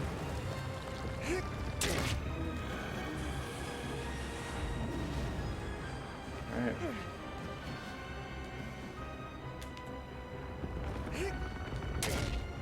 No, are you kidding me?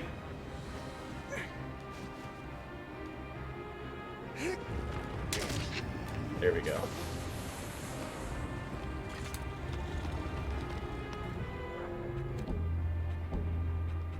And so for some reason, I prefer 60 FPS with this trick as of late. I don't know why it's been easier for me getting it, but it has. So you're going to notice some weird frame dips and drops as I switch.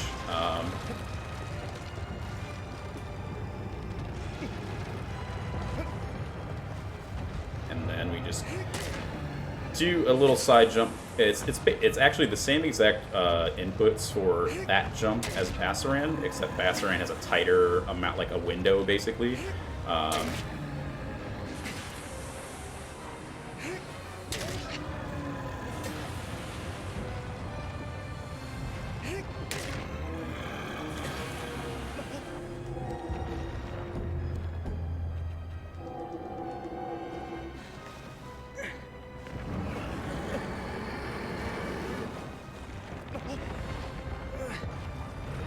Chest shakes.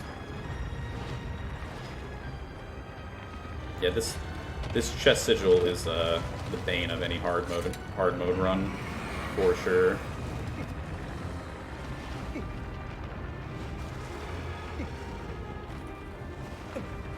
Especially because Argus can do an extended shake too.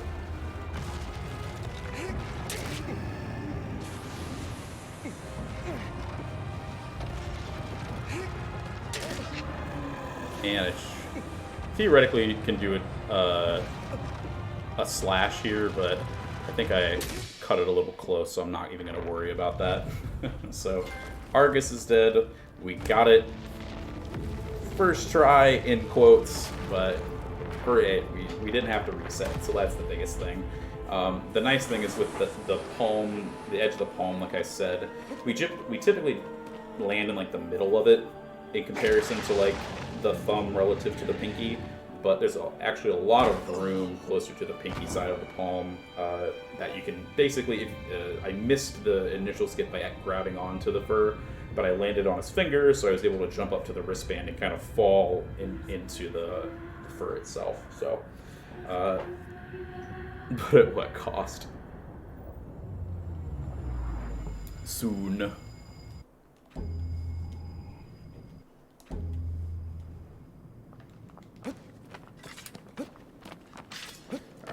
So now we have the max amount of doves you can get, but I've already grabbed them, so I don't care. And we have one more shrine to grab. And I'm going to double check everything and make sure I didn't miss any.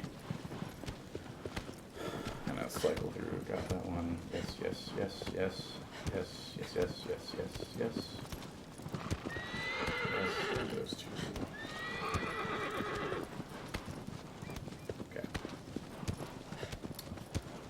Alright, so now we're on the last Colossus.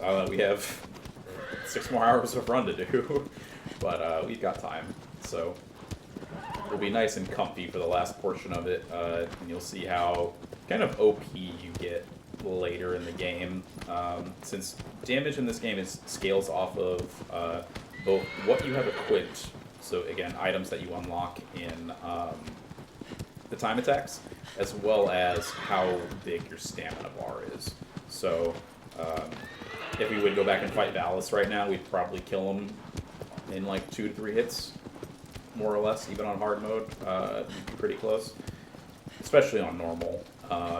But later in the game, I'll be using one specific weapon to get a trophy, and then probably another 2 to make sure that I kill things quickly enough. But after that, I'll just switch back out to my normal gear, and then we won't have to worry about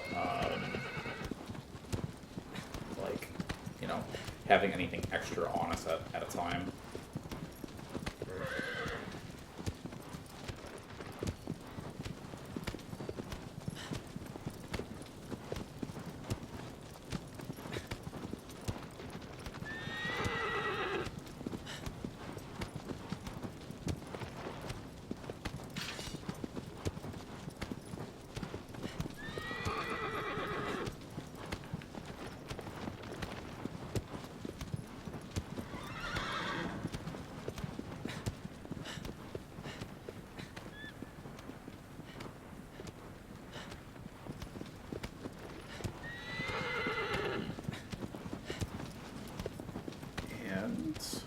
Hey, nice. Okay.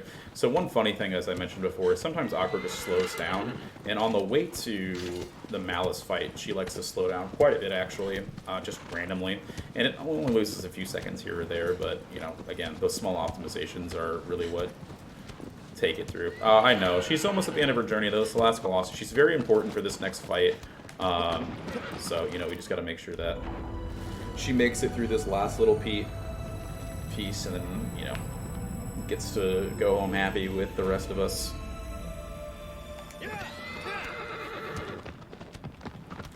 Do not forget this shrine. It's nice you also get this shrine too, because it's a little bit of a... Well, this fight, again, isn't super difficult. It's a little bit of a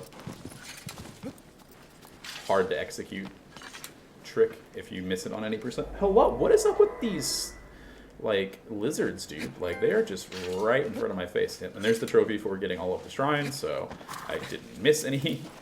Or, like, completely miss any. Oh, I went too fast. Oops. So that's good. Alright. Alright, come on, Aggro. Let's go to the fight. Yeah, she's very important here. Just gotta line ourselves up, get over this bridge, and we're all good.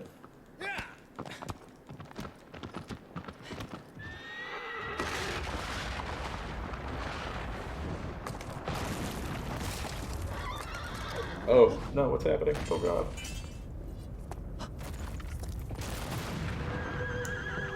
Aggro, no!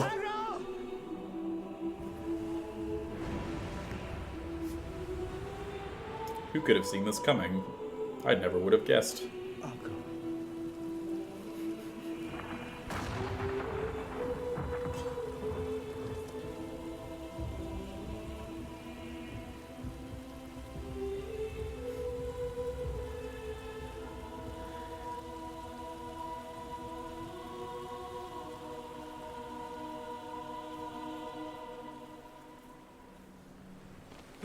Aggro.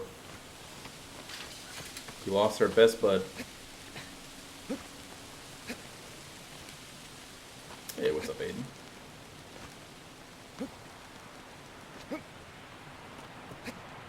Yep. Now Aggro's dead forever. Never coming back. We lost our horse for a girl. And we don't even know our relationship with this girl.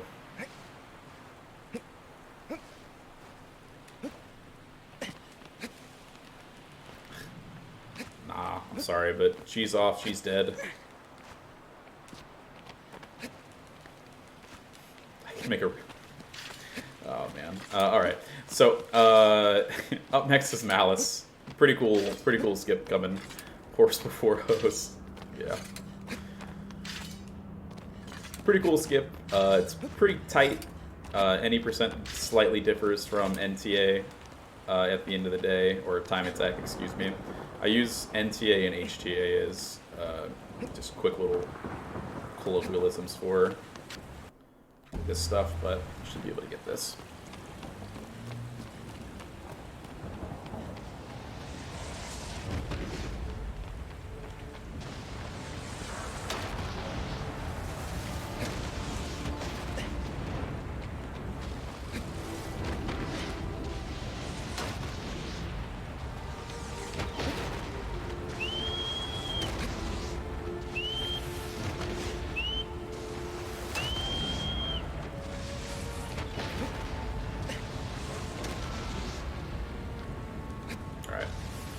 Could have gotten pitless there, but I didn't get the jump the right way that I wanted to. Yes. Just remember, chat, remember what's important in life. Horses.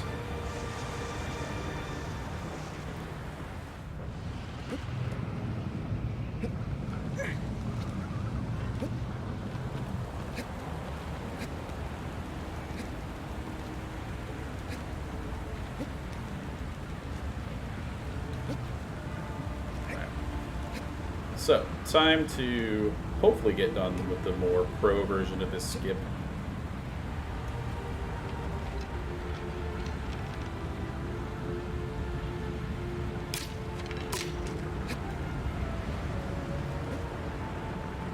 I don't think I'm gonna have the time here. Let's see. Ooh, I got it! Nice. Okay, that was very close. I messed up my ledge there a little bit. Hello. There we go.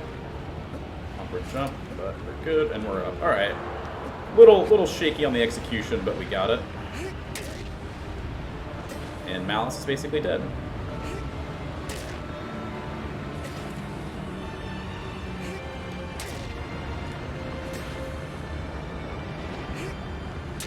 And we got a plant on his head too, which is very convenient. Because Malice is one of the worst ones if you don't get the plant to recover from. It gives you very little time to do so.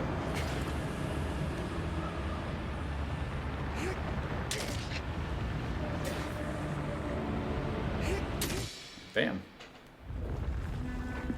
Death.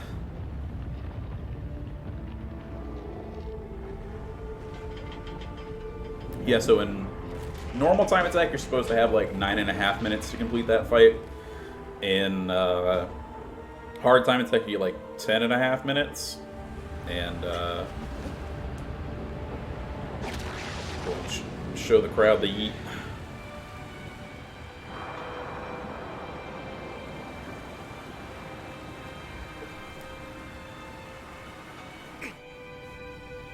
That wastes a lot of time, but it's fun to look at.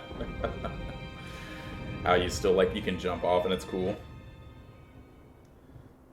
Or one dude's epic quest to get some Coca-Cola.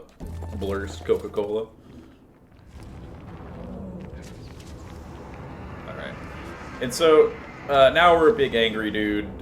You don't need to know. He drank too much. He drank too much soda. Soda's bad, kids.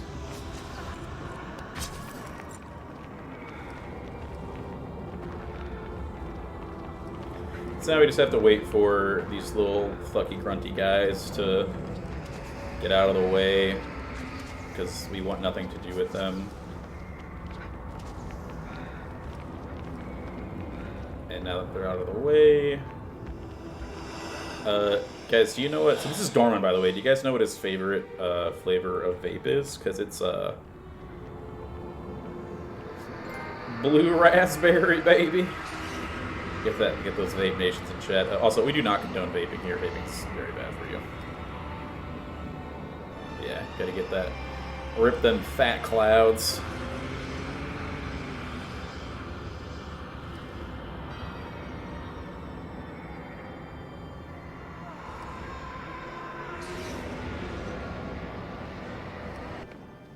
Alright.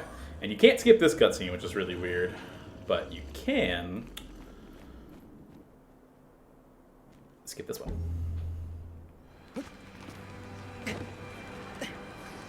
So now all we have to do is hop into the pool as quickly as possible. Which, Wanda really likes to stumble a lot here, but, you know, let's just roll, and bam. That's it. That's the first, that's hard, done. Now we get a lot of time for cutscenes. I'm going to take a break because this is my one bathroom break for this run. Happy little clouds. Happy little blue raspberry fake clouds. But yeah. So this is my one break, so I will be back in a few minutes while I finally eat some breakfast, use the restroom, and kind of just recoup for the next however many hours. Yeah, it's a Skyrim arrow to the knee. So.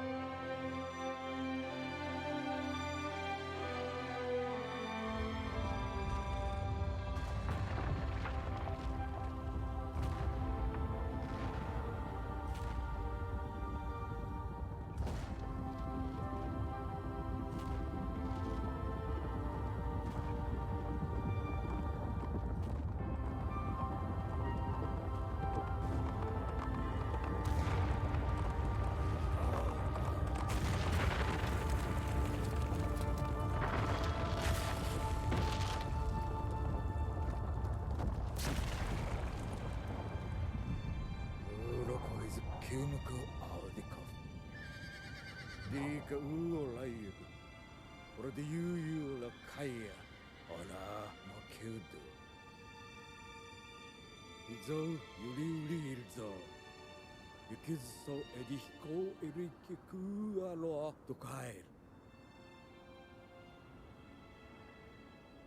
Anli kom ayudikanga yuku.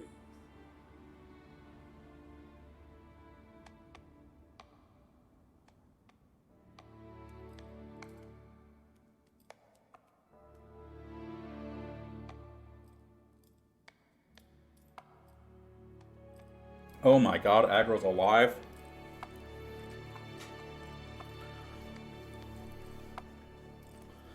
I never would have thought. How's it going, chat? I am back. Your entertainment for the next, I don't know, the rest of your life. Because there will be nothing better than me. She's the evil queen from Eco. Believe what you want. Also, we're a baby now.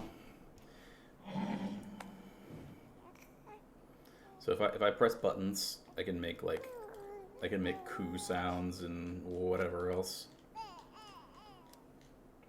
Kick my legs and whatnot. Hey man, good thing factories don't exist yet.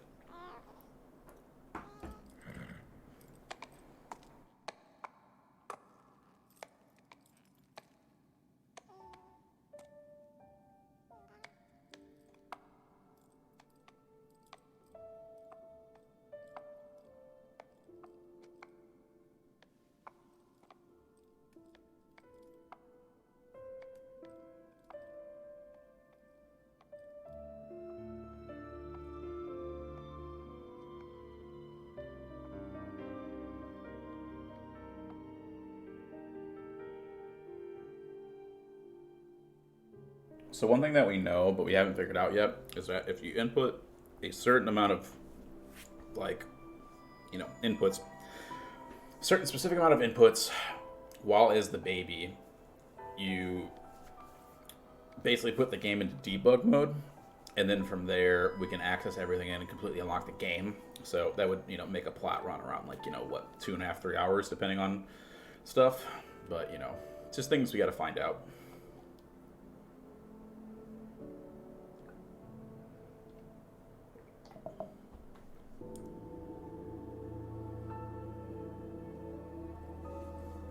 We know.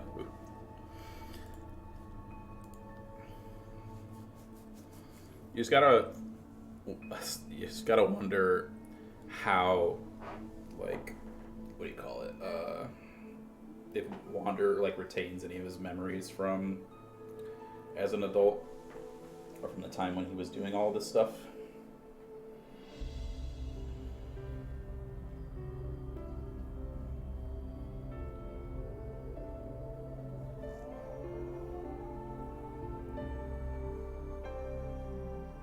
Oh, I forgot a trophy. Dang, that's fine. We can get there.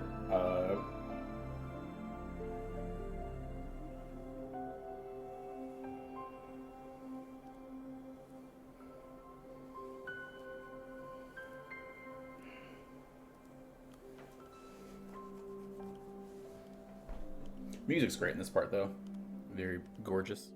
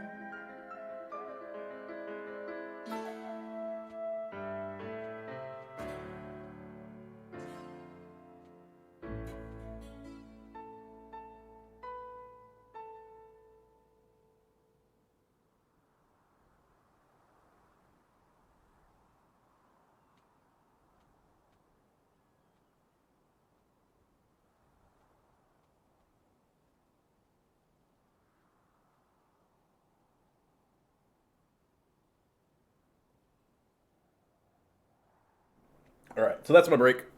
The rest of it is just go, go, go. Do not stop ever.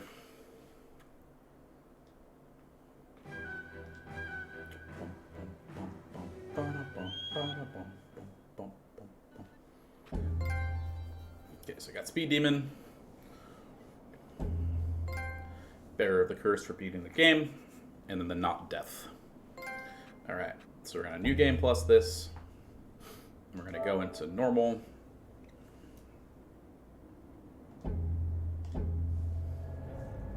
And it's time for the NTA segments. Yeah, right? It's like one of my favorite. That and the piano track are my favorites, and you get to hear them never. Yeah, so we start over. We have our stats from before because of New Game Plus, except the NTA stuff is actually going to eliminate that because the time attacks reset you for when you're supposed to be doing. Alright. So now I can reset as much as I want. Yeah. Here's where we get optimizations.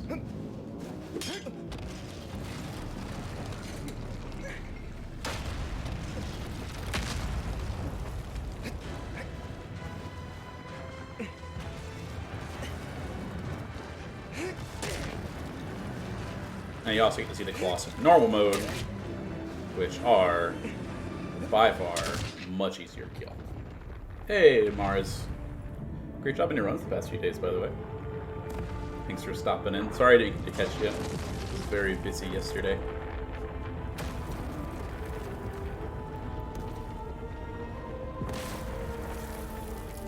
But yeah, so what we're going to do now, as I said before, is we're going to do... What was that? What? Somebody please clip that.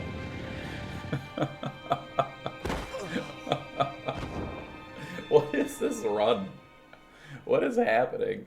This is absolutely insane. But every 2 Colossi we kill, we're going to unlock a time attack item. 8 in total. And then I'm going to reload the game with all the items loaded into a hard mode. And from there, we'll claim the hard items without actually doing hard mode.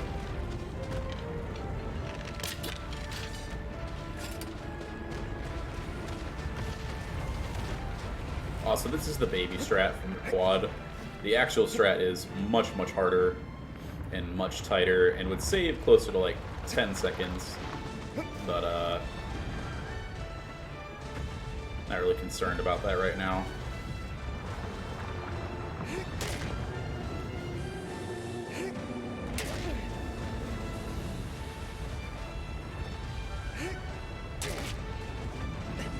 Again, slopes. That's what I was talking about with quads, but slopes are not Wander's friend. Like, I just kind of walked there and it just decided that it was a... Come on, game. Yes, this is what I want. Alright, retry. Yeah. Nothing I could have done there. Just basically positioning and what else from... Wow, alright. This is sad. Very sad that I'm resetting on quad 3 times here.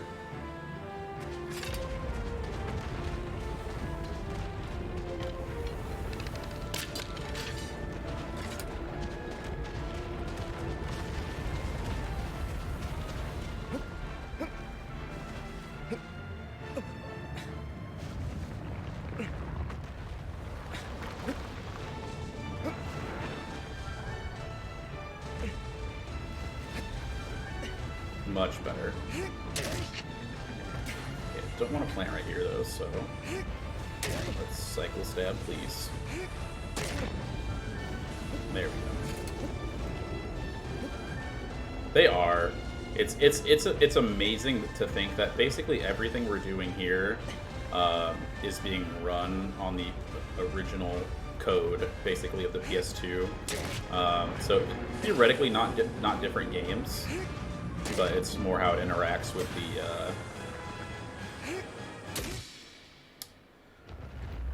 the the new models and those sorts of things.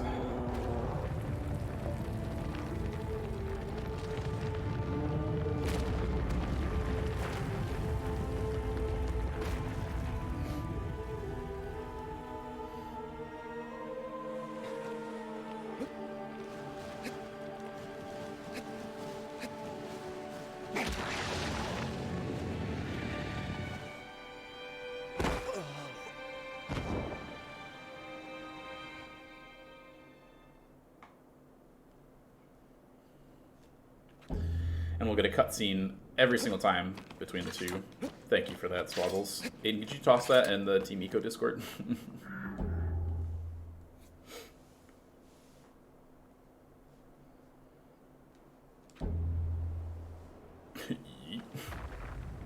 Here's Yeet round 2 of the 3 that we'll get.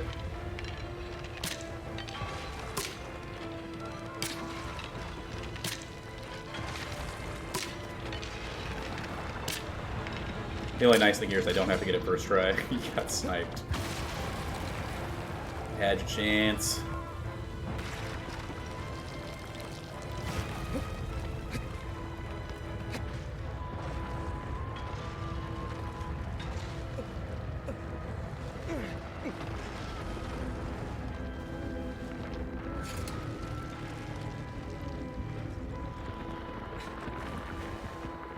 Thankfully, we only need 3 stabs on his head.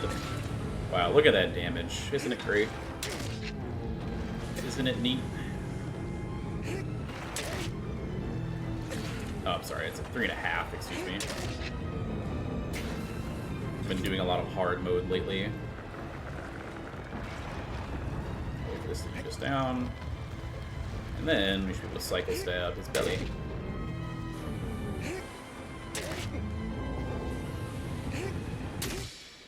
Bam. 115 is pretty good.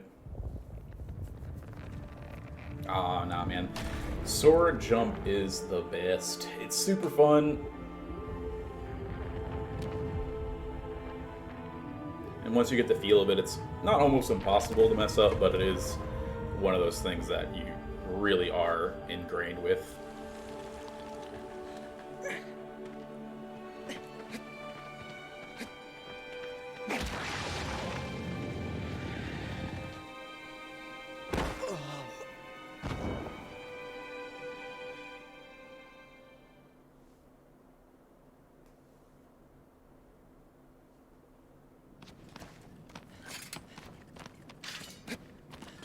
Alright, so now I get Phaedra again, except this time should be, yeah, you should definitely go for just the regular climbing method over that.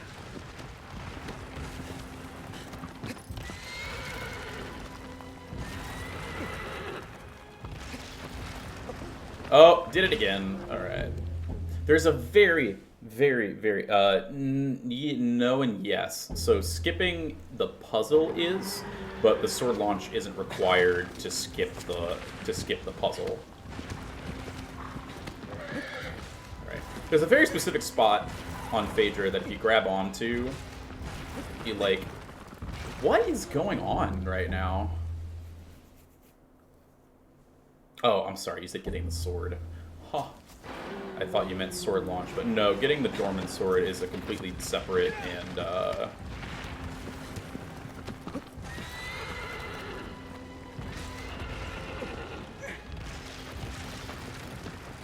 there we go. Completely separate thing and not tied at all to trophies. Just like a collectathon.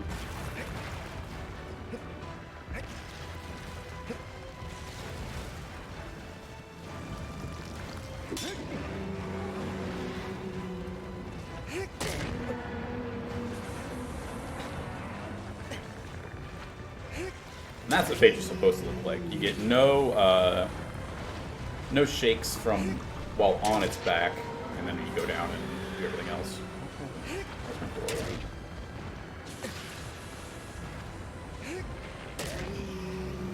There's a much faster and cooler strat that's in the IL for this, but it's not really feasible on 30 FPS, and I'm just not as familiar with it at the end of the day.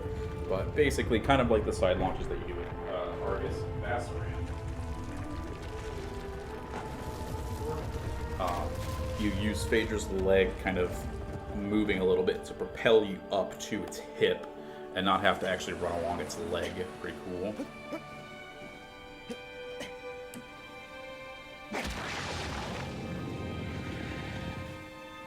Yeah, I can't remember actually how much time it, so Incept Sean is the only person who's attempted a 100% run, and really with a lot of the,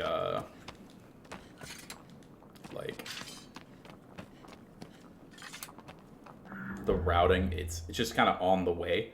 But yes, there is a separate category for it. You get all 79 coins. Because you have to get all 79, it's about 3 hours long all the way through. But the 100% run saves a lot of that time, obviously. Because you go through the game, you have to go through easy, normal, and hard 80% to unlock it. But yeah, so we get to show off a really cool trick here. Hopefully I get it not as practiced as I used to be. It's not as useful in hard mode, and I don't really do it on regular any percent normals. But on NTA, it's kind of a fun thing to show off because it's part of the IL strat. Yo, first try, baby.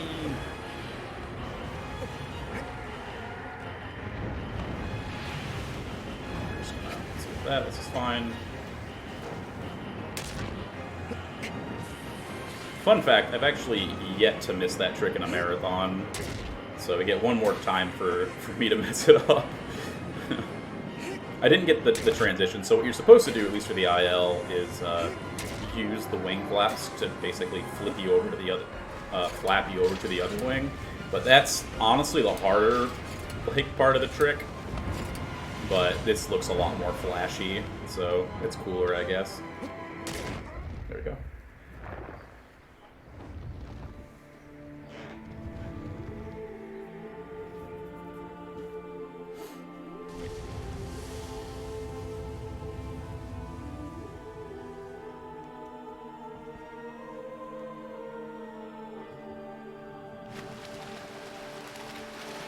You can also, if you stay on Avion perfectly, usually on the tail, you can end up on that pillar up there. It means nothing, but it's just like a cool, like, oh, look guys, I did it. Oh, don't worry, we'll kill him again.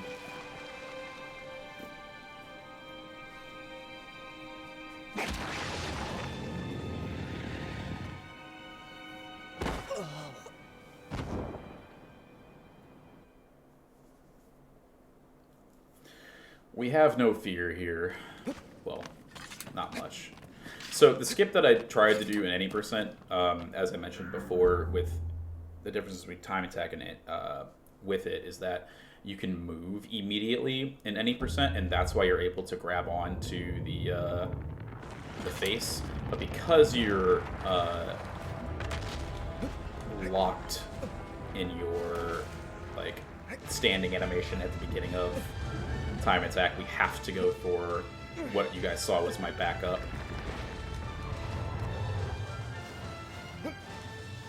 Alright.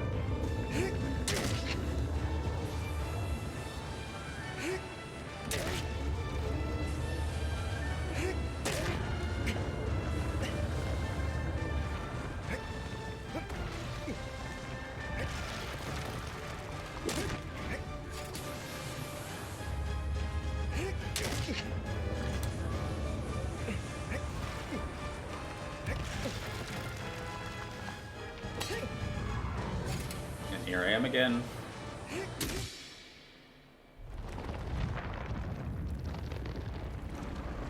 What? Aiden, clip that. Somebody clip that, please.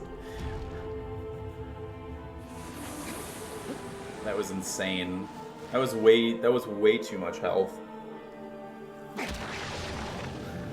Sorry, I keep asking you guys to clip things.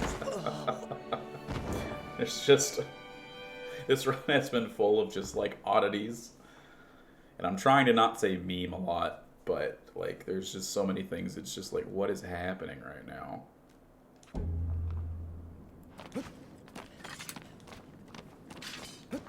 And also, time attack Hydrus is much easier too because we have a timer, and so we rely on the timer to get the our location correct, more or less. Whereas in any percent, we're literally counting the number of swims that we're doing, like swim animations, which back in the PS2 version, there was like some algae that you could base yourself off of. Whereas that doesn't really exist in this version. So what we used to do in the early days is actually count. What I did was count swims, and then that was the easy way for me to engage myself. But the timer is just a much easier thing.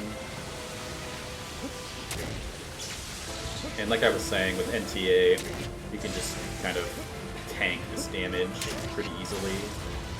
It's not that bad at all. I was just dead.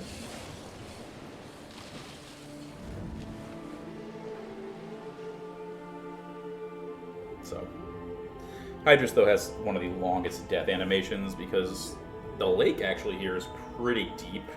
Or at least I don't know how far down the bottom is, and it takes the tendrils a really long time to come up, even though there's only one sigil.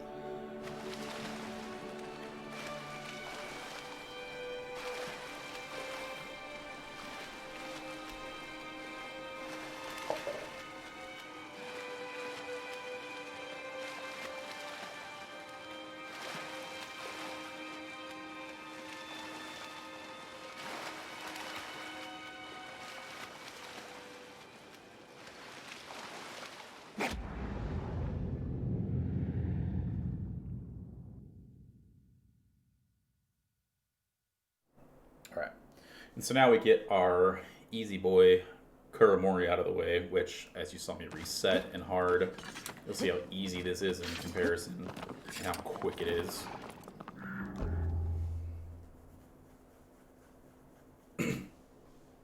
Yeah, basically.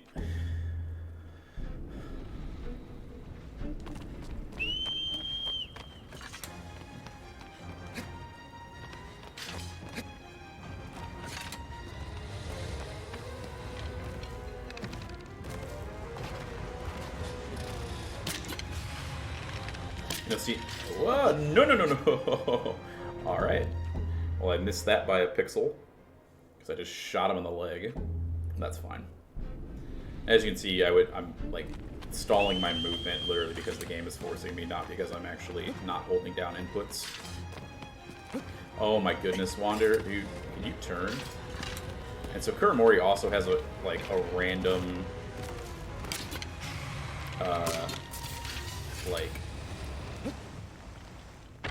I don't say timer, but it is random how quickly he will go up and start climbing.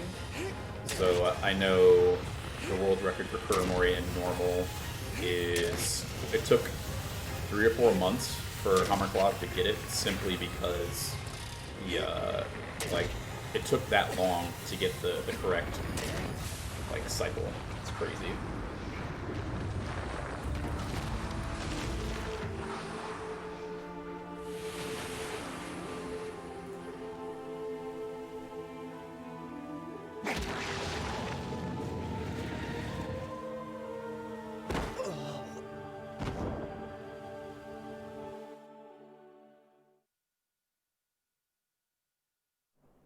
Another item unlock.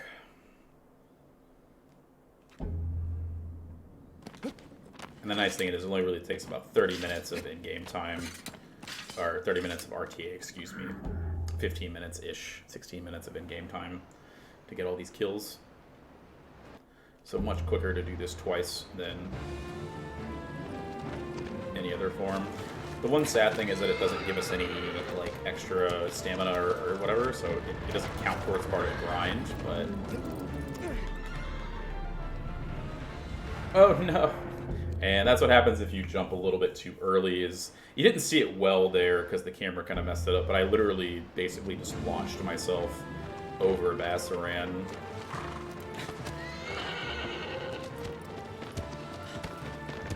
It's very easy.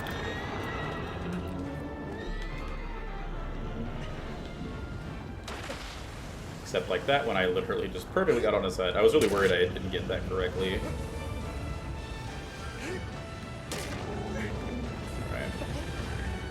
It's 3 stabs to make him stop doing this stuff.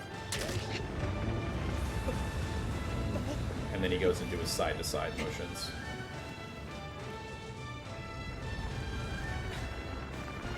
I'm wondering to know that you can get a recovery on a plant or you're about to get a plant. You see here, Wander starts to do a stumble animation, and then I press the grab button, so re-grab for him. And so now I should have a plant that should stay. But Bassaran is a weird Colossus, and is one of the few that can easily knock you out of your plants. So how crazy brave that horse is. True. That's good. That's a very good point.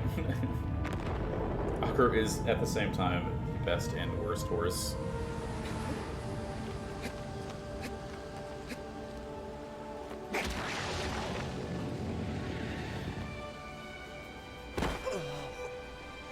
Don't have 2 screens running.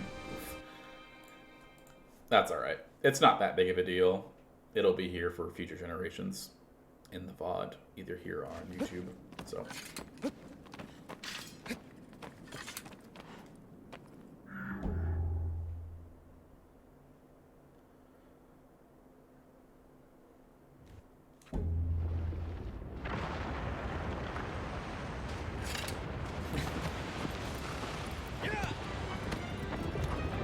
Exactly. When you're literally in a mortal force, why even worry about dying? Alright. So the cycle here actually is much tighter than in hard mode, as I said before. So I'm just gonna let it speak for itself. And wow, Dirge, you got a long way to go. It's just a massive bully. Yeah.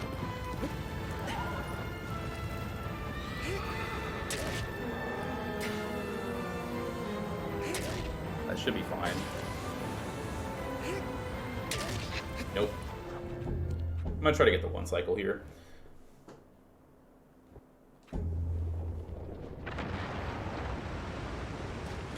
And if I don't, that's fine.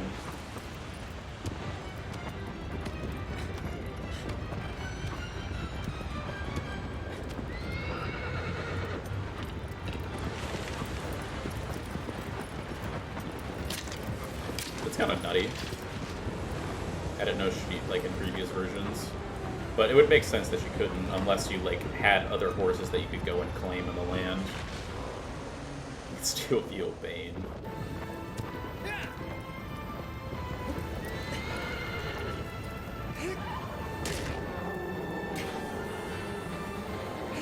I did it again. Alright, that should be enough. I think I compensated on that last stab.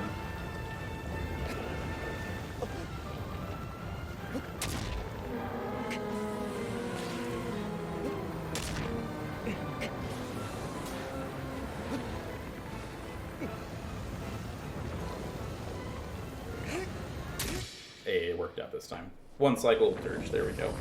For your viewing pleasure.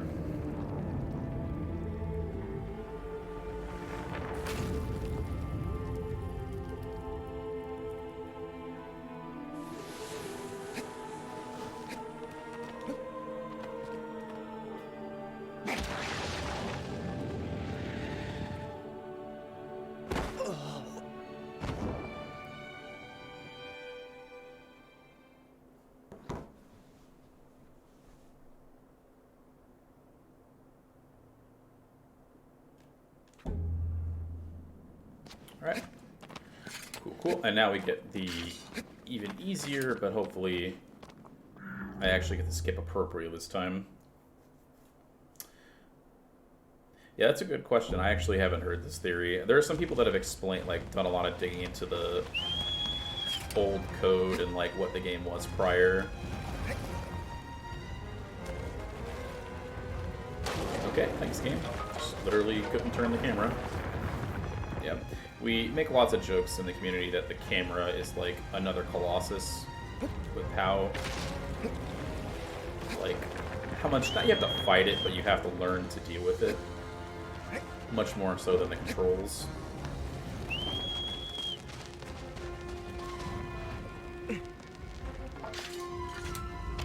There we go. That's what we want.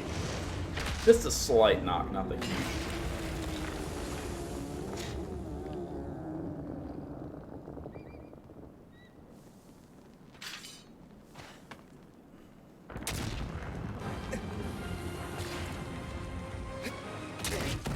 And dead. Pretty slow. A 35 is kind of bad, but it's alright.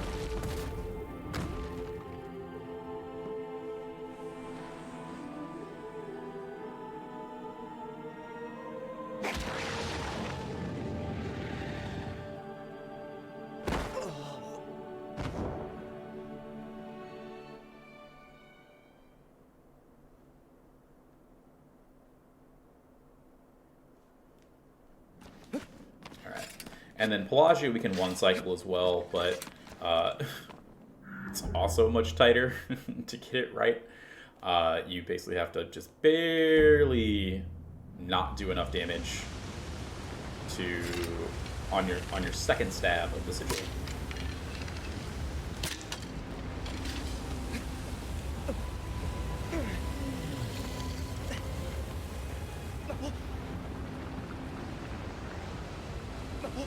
Come on.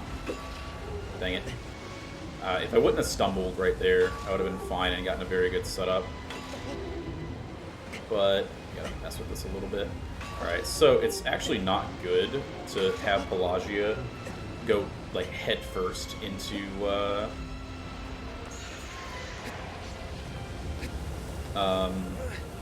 these pillars, or whatever you want to call them. Mainly because... Alright, I gotta focus here for a second. That should be fine. It can just basically just decide that it's gonna do other things and mope around. Alright, one cycle Pelagio, nice.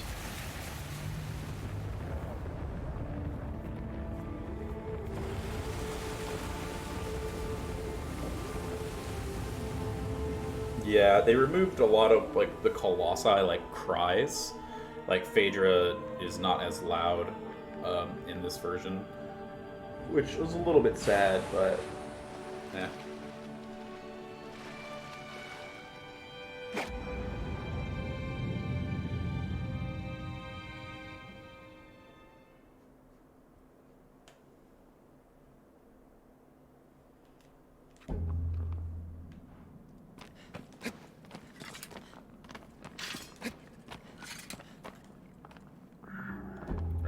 And here's Phalanx. I guess I can attempt the IL strat. It doesn't really hurt anything if I don't.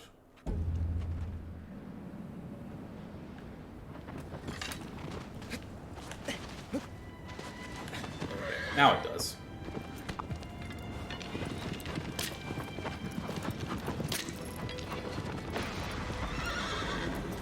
Oh my goodness. Alright. We're just gonna retry that. It did not get on aggro in enough time.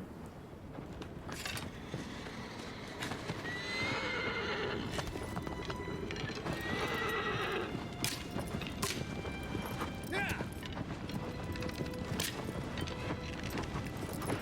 we go. It's actually a lot tighter than it seems. Did I not hit the second sack? Are you kidding me, game? It's literally right in front of my face. Right.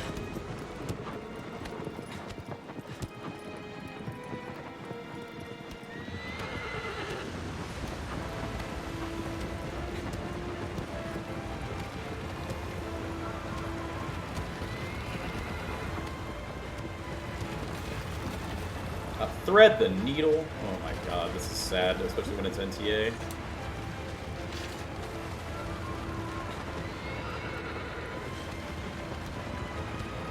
And of course, turn at the last second.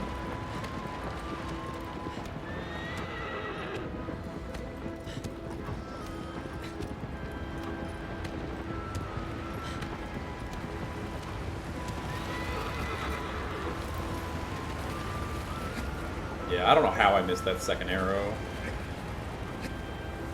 Or the second sack. It's a little sad, but whatever.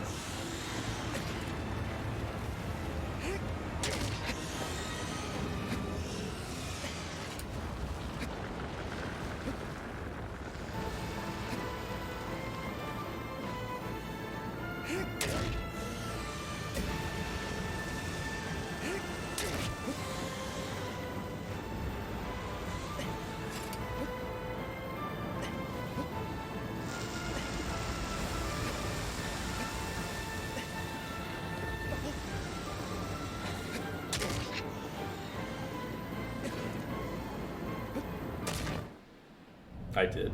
Nice. Very big-brained of me.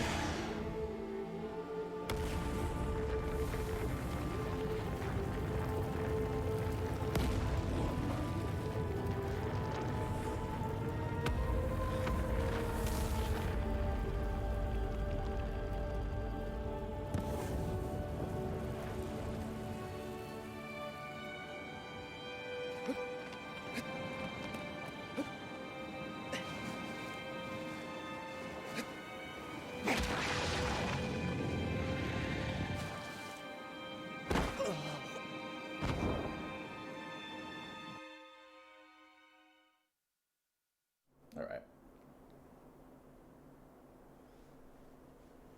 Just missed like a... yeah.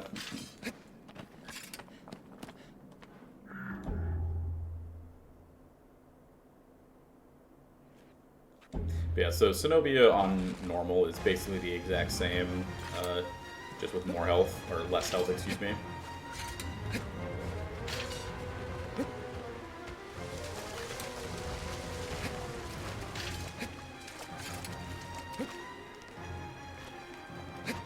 Hopefully I get a better super jump this time.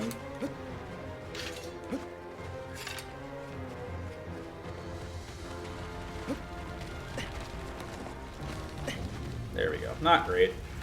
There's a certain timing you can get with the jumps themselves, where you can immediately jump up, kind of like I did on Valis' arm, but it's a little tight.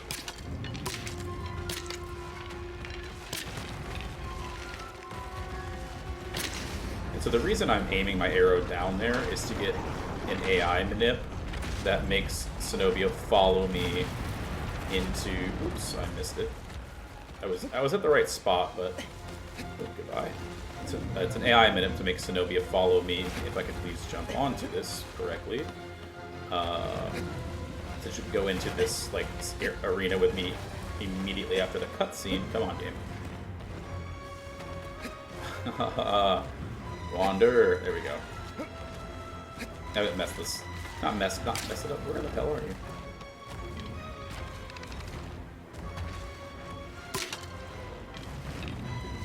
Get out from under me, dude. Like.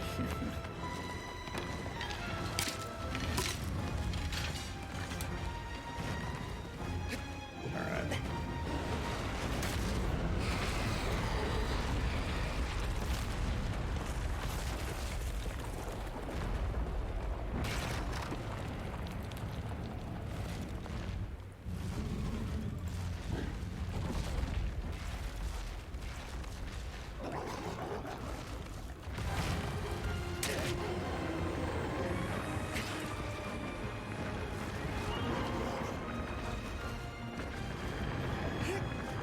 And again, like I said a while ago, it's much easier to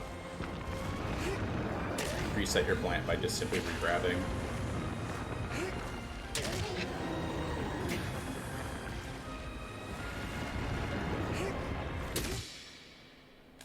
There we go. One last item after the next two Colossi. Then, ta-da, our first NTA cycle is done.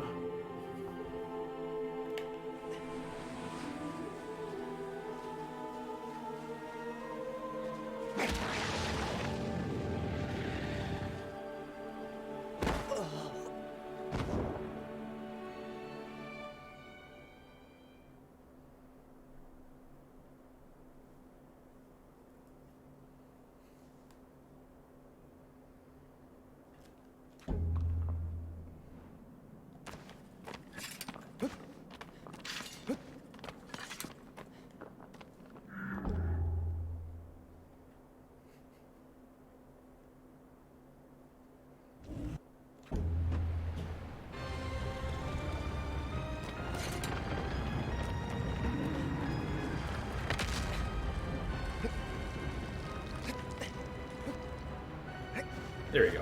This is how it's supposed to look. Just kind of slowly wrap yourself into the hand of this Colossus. And we're gonna settings, display.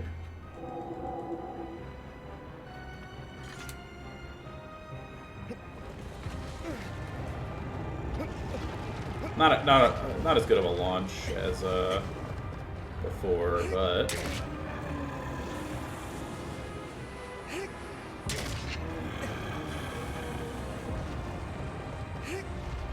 a 40-second Argus is very good.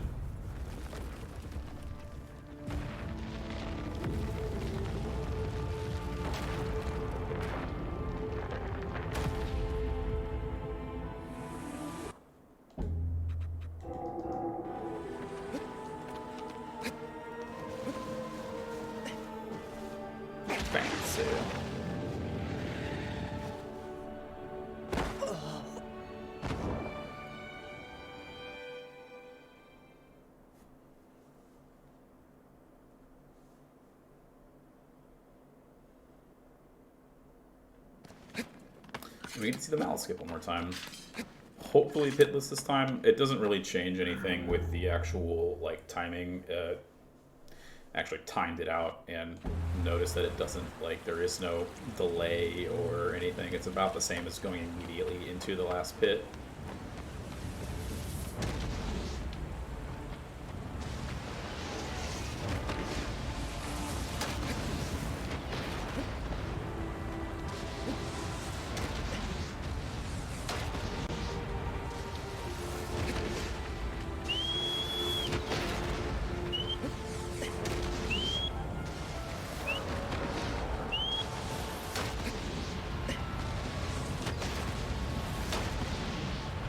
There we go, hit this.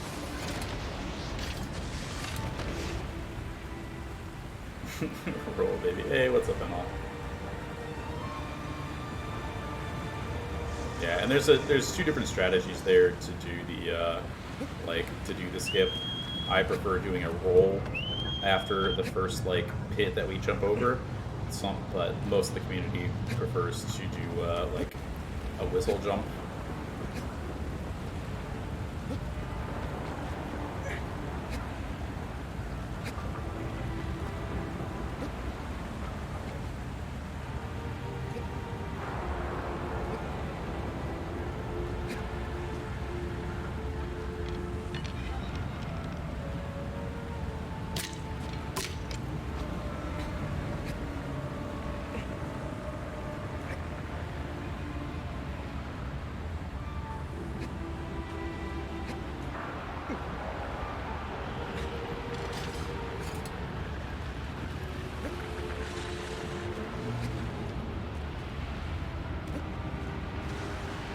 Alright, so for everything else, that was actually a super clean Malice.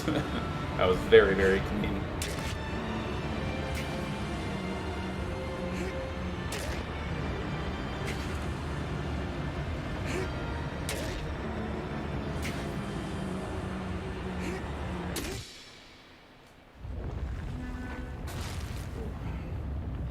Cool.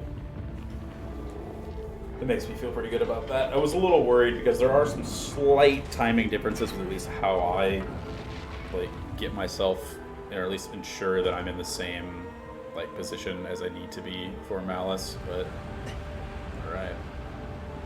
all right. So now we load into a NG plus hard with all, like I said, all of the items unlocked, and then as soon as we load in, they'll all be there. I hope.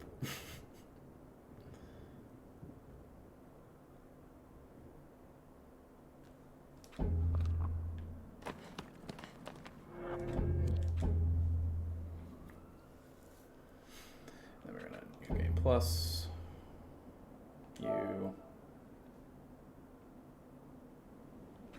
hard, original, skip, and then as soon as I load in, you should see, or turn around at least.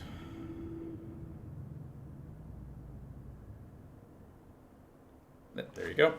And there's all the cutscenes for the items.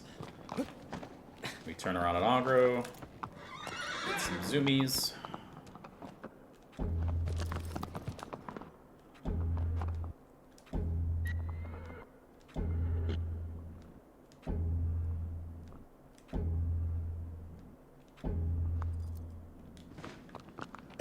Ta-da! All the items are loaded in. And here we go.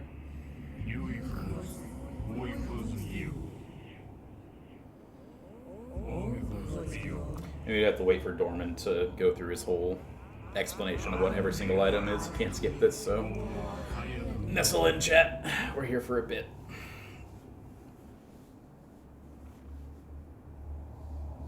And after we unlock everything, I'll equip everything as needed.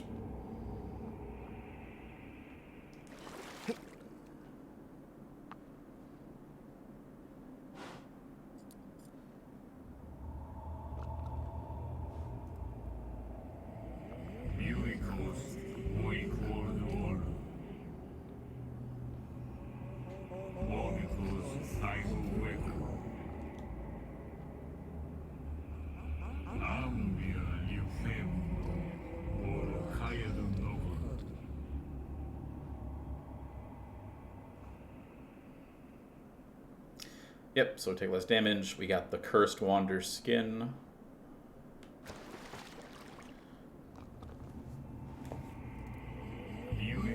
This tells us where all the fruit trees are, which we don't care about.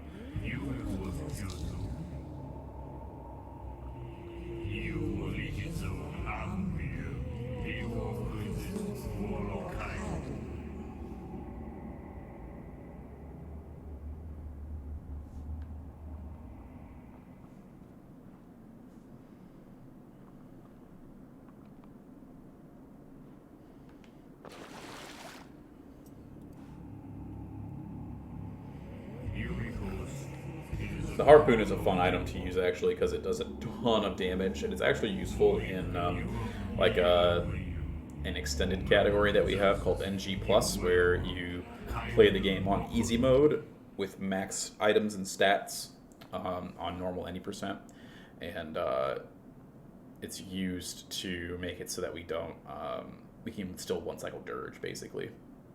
It's pretty interesting, but it actually has a use, which is pretty cool.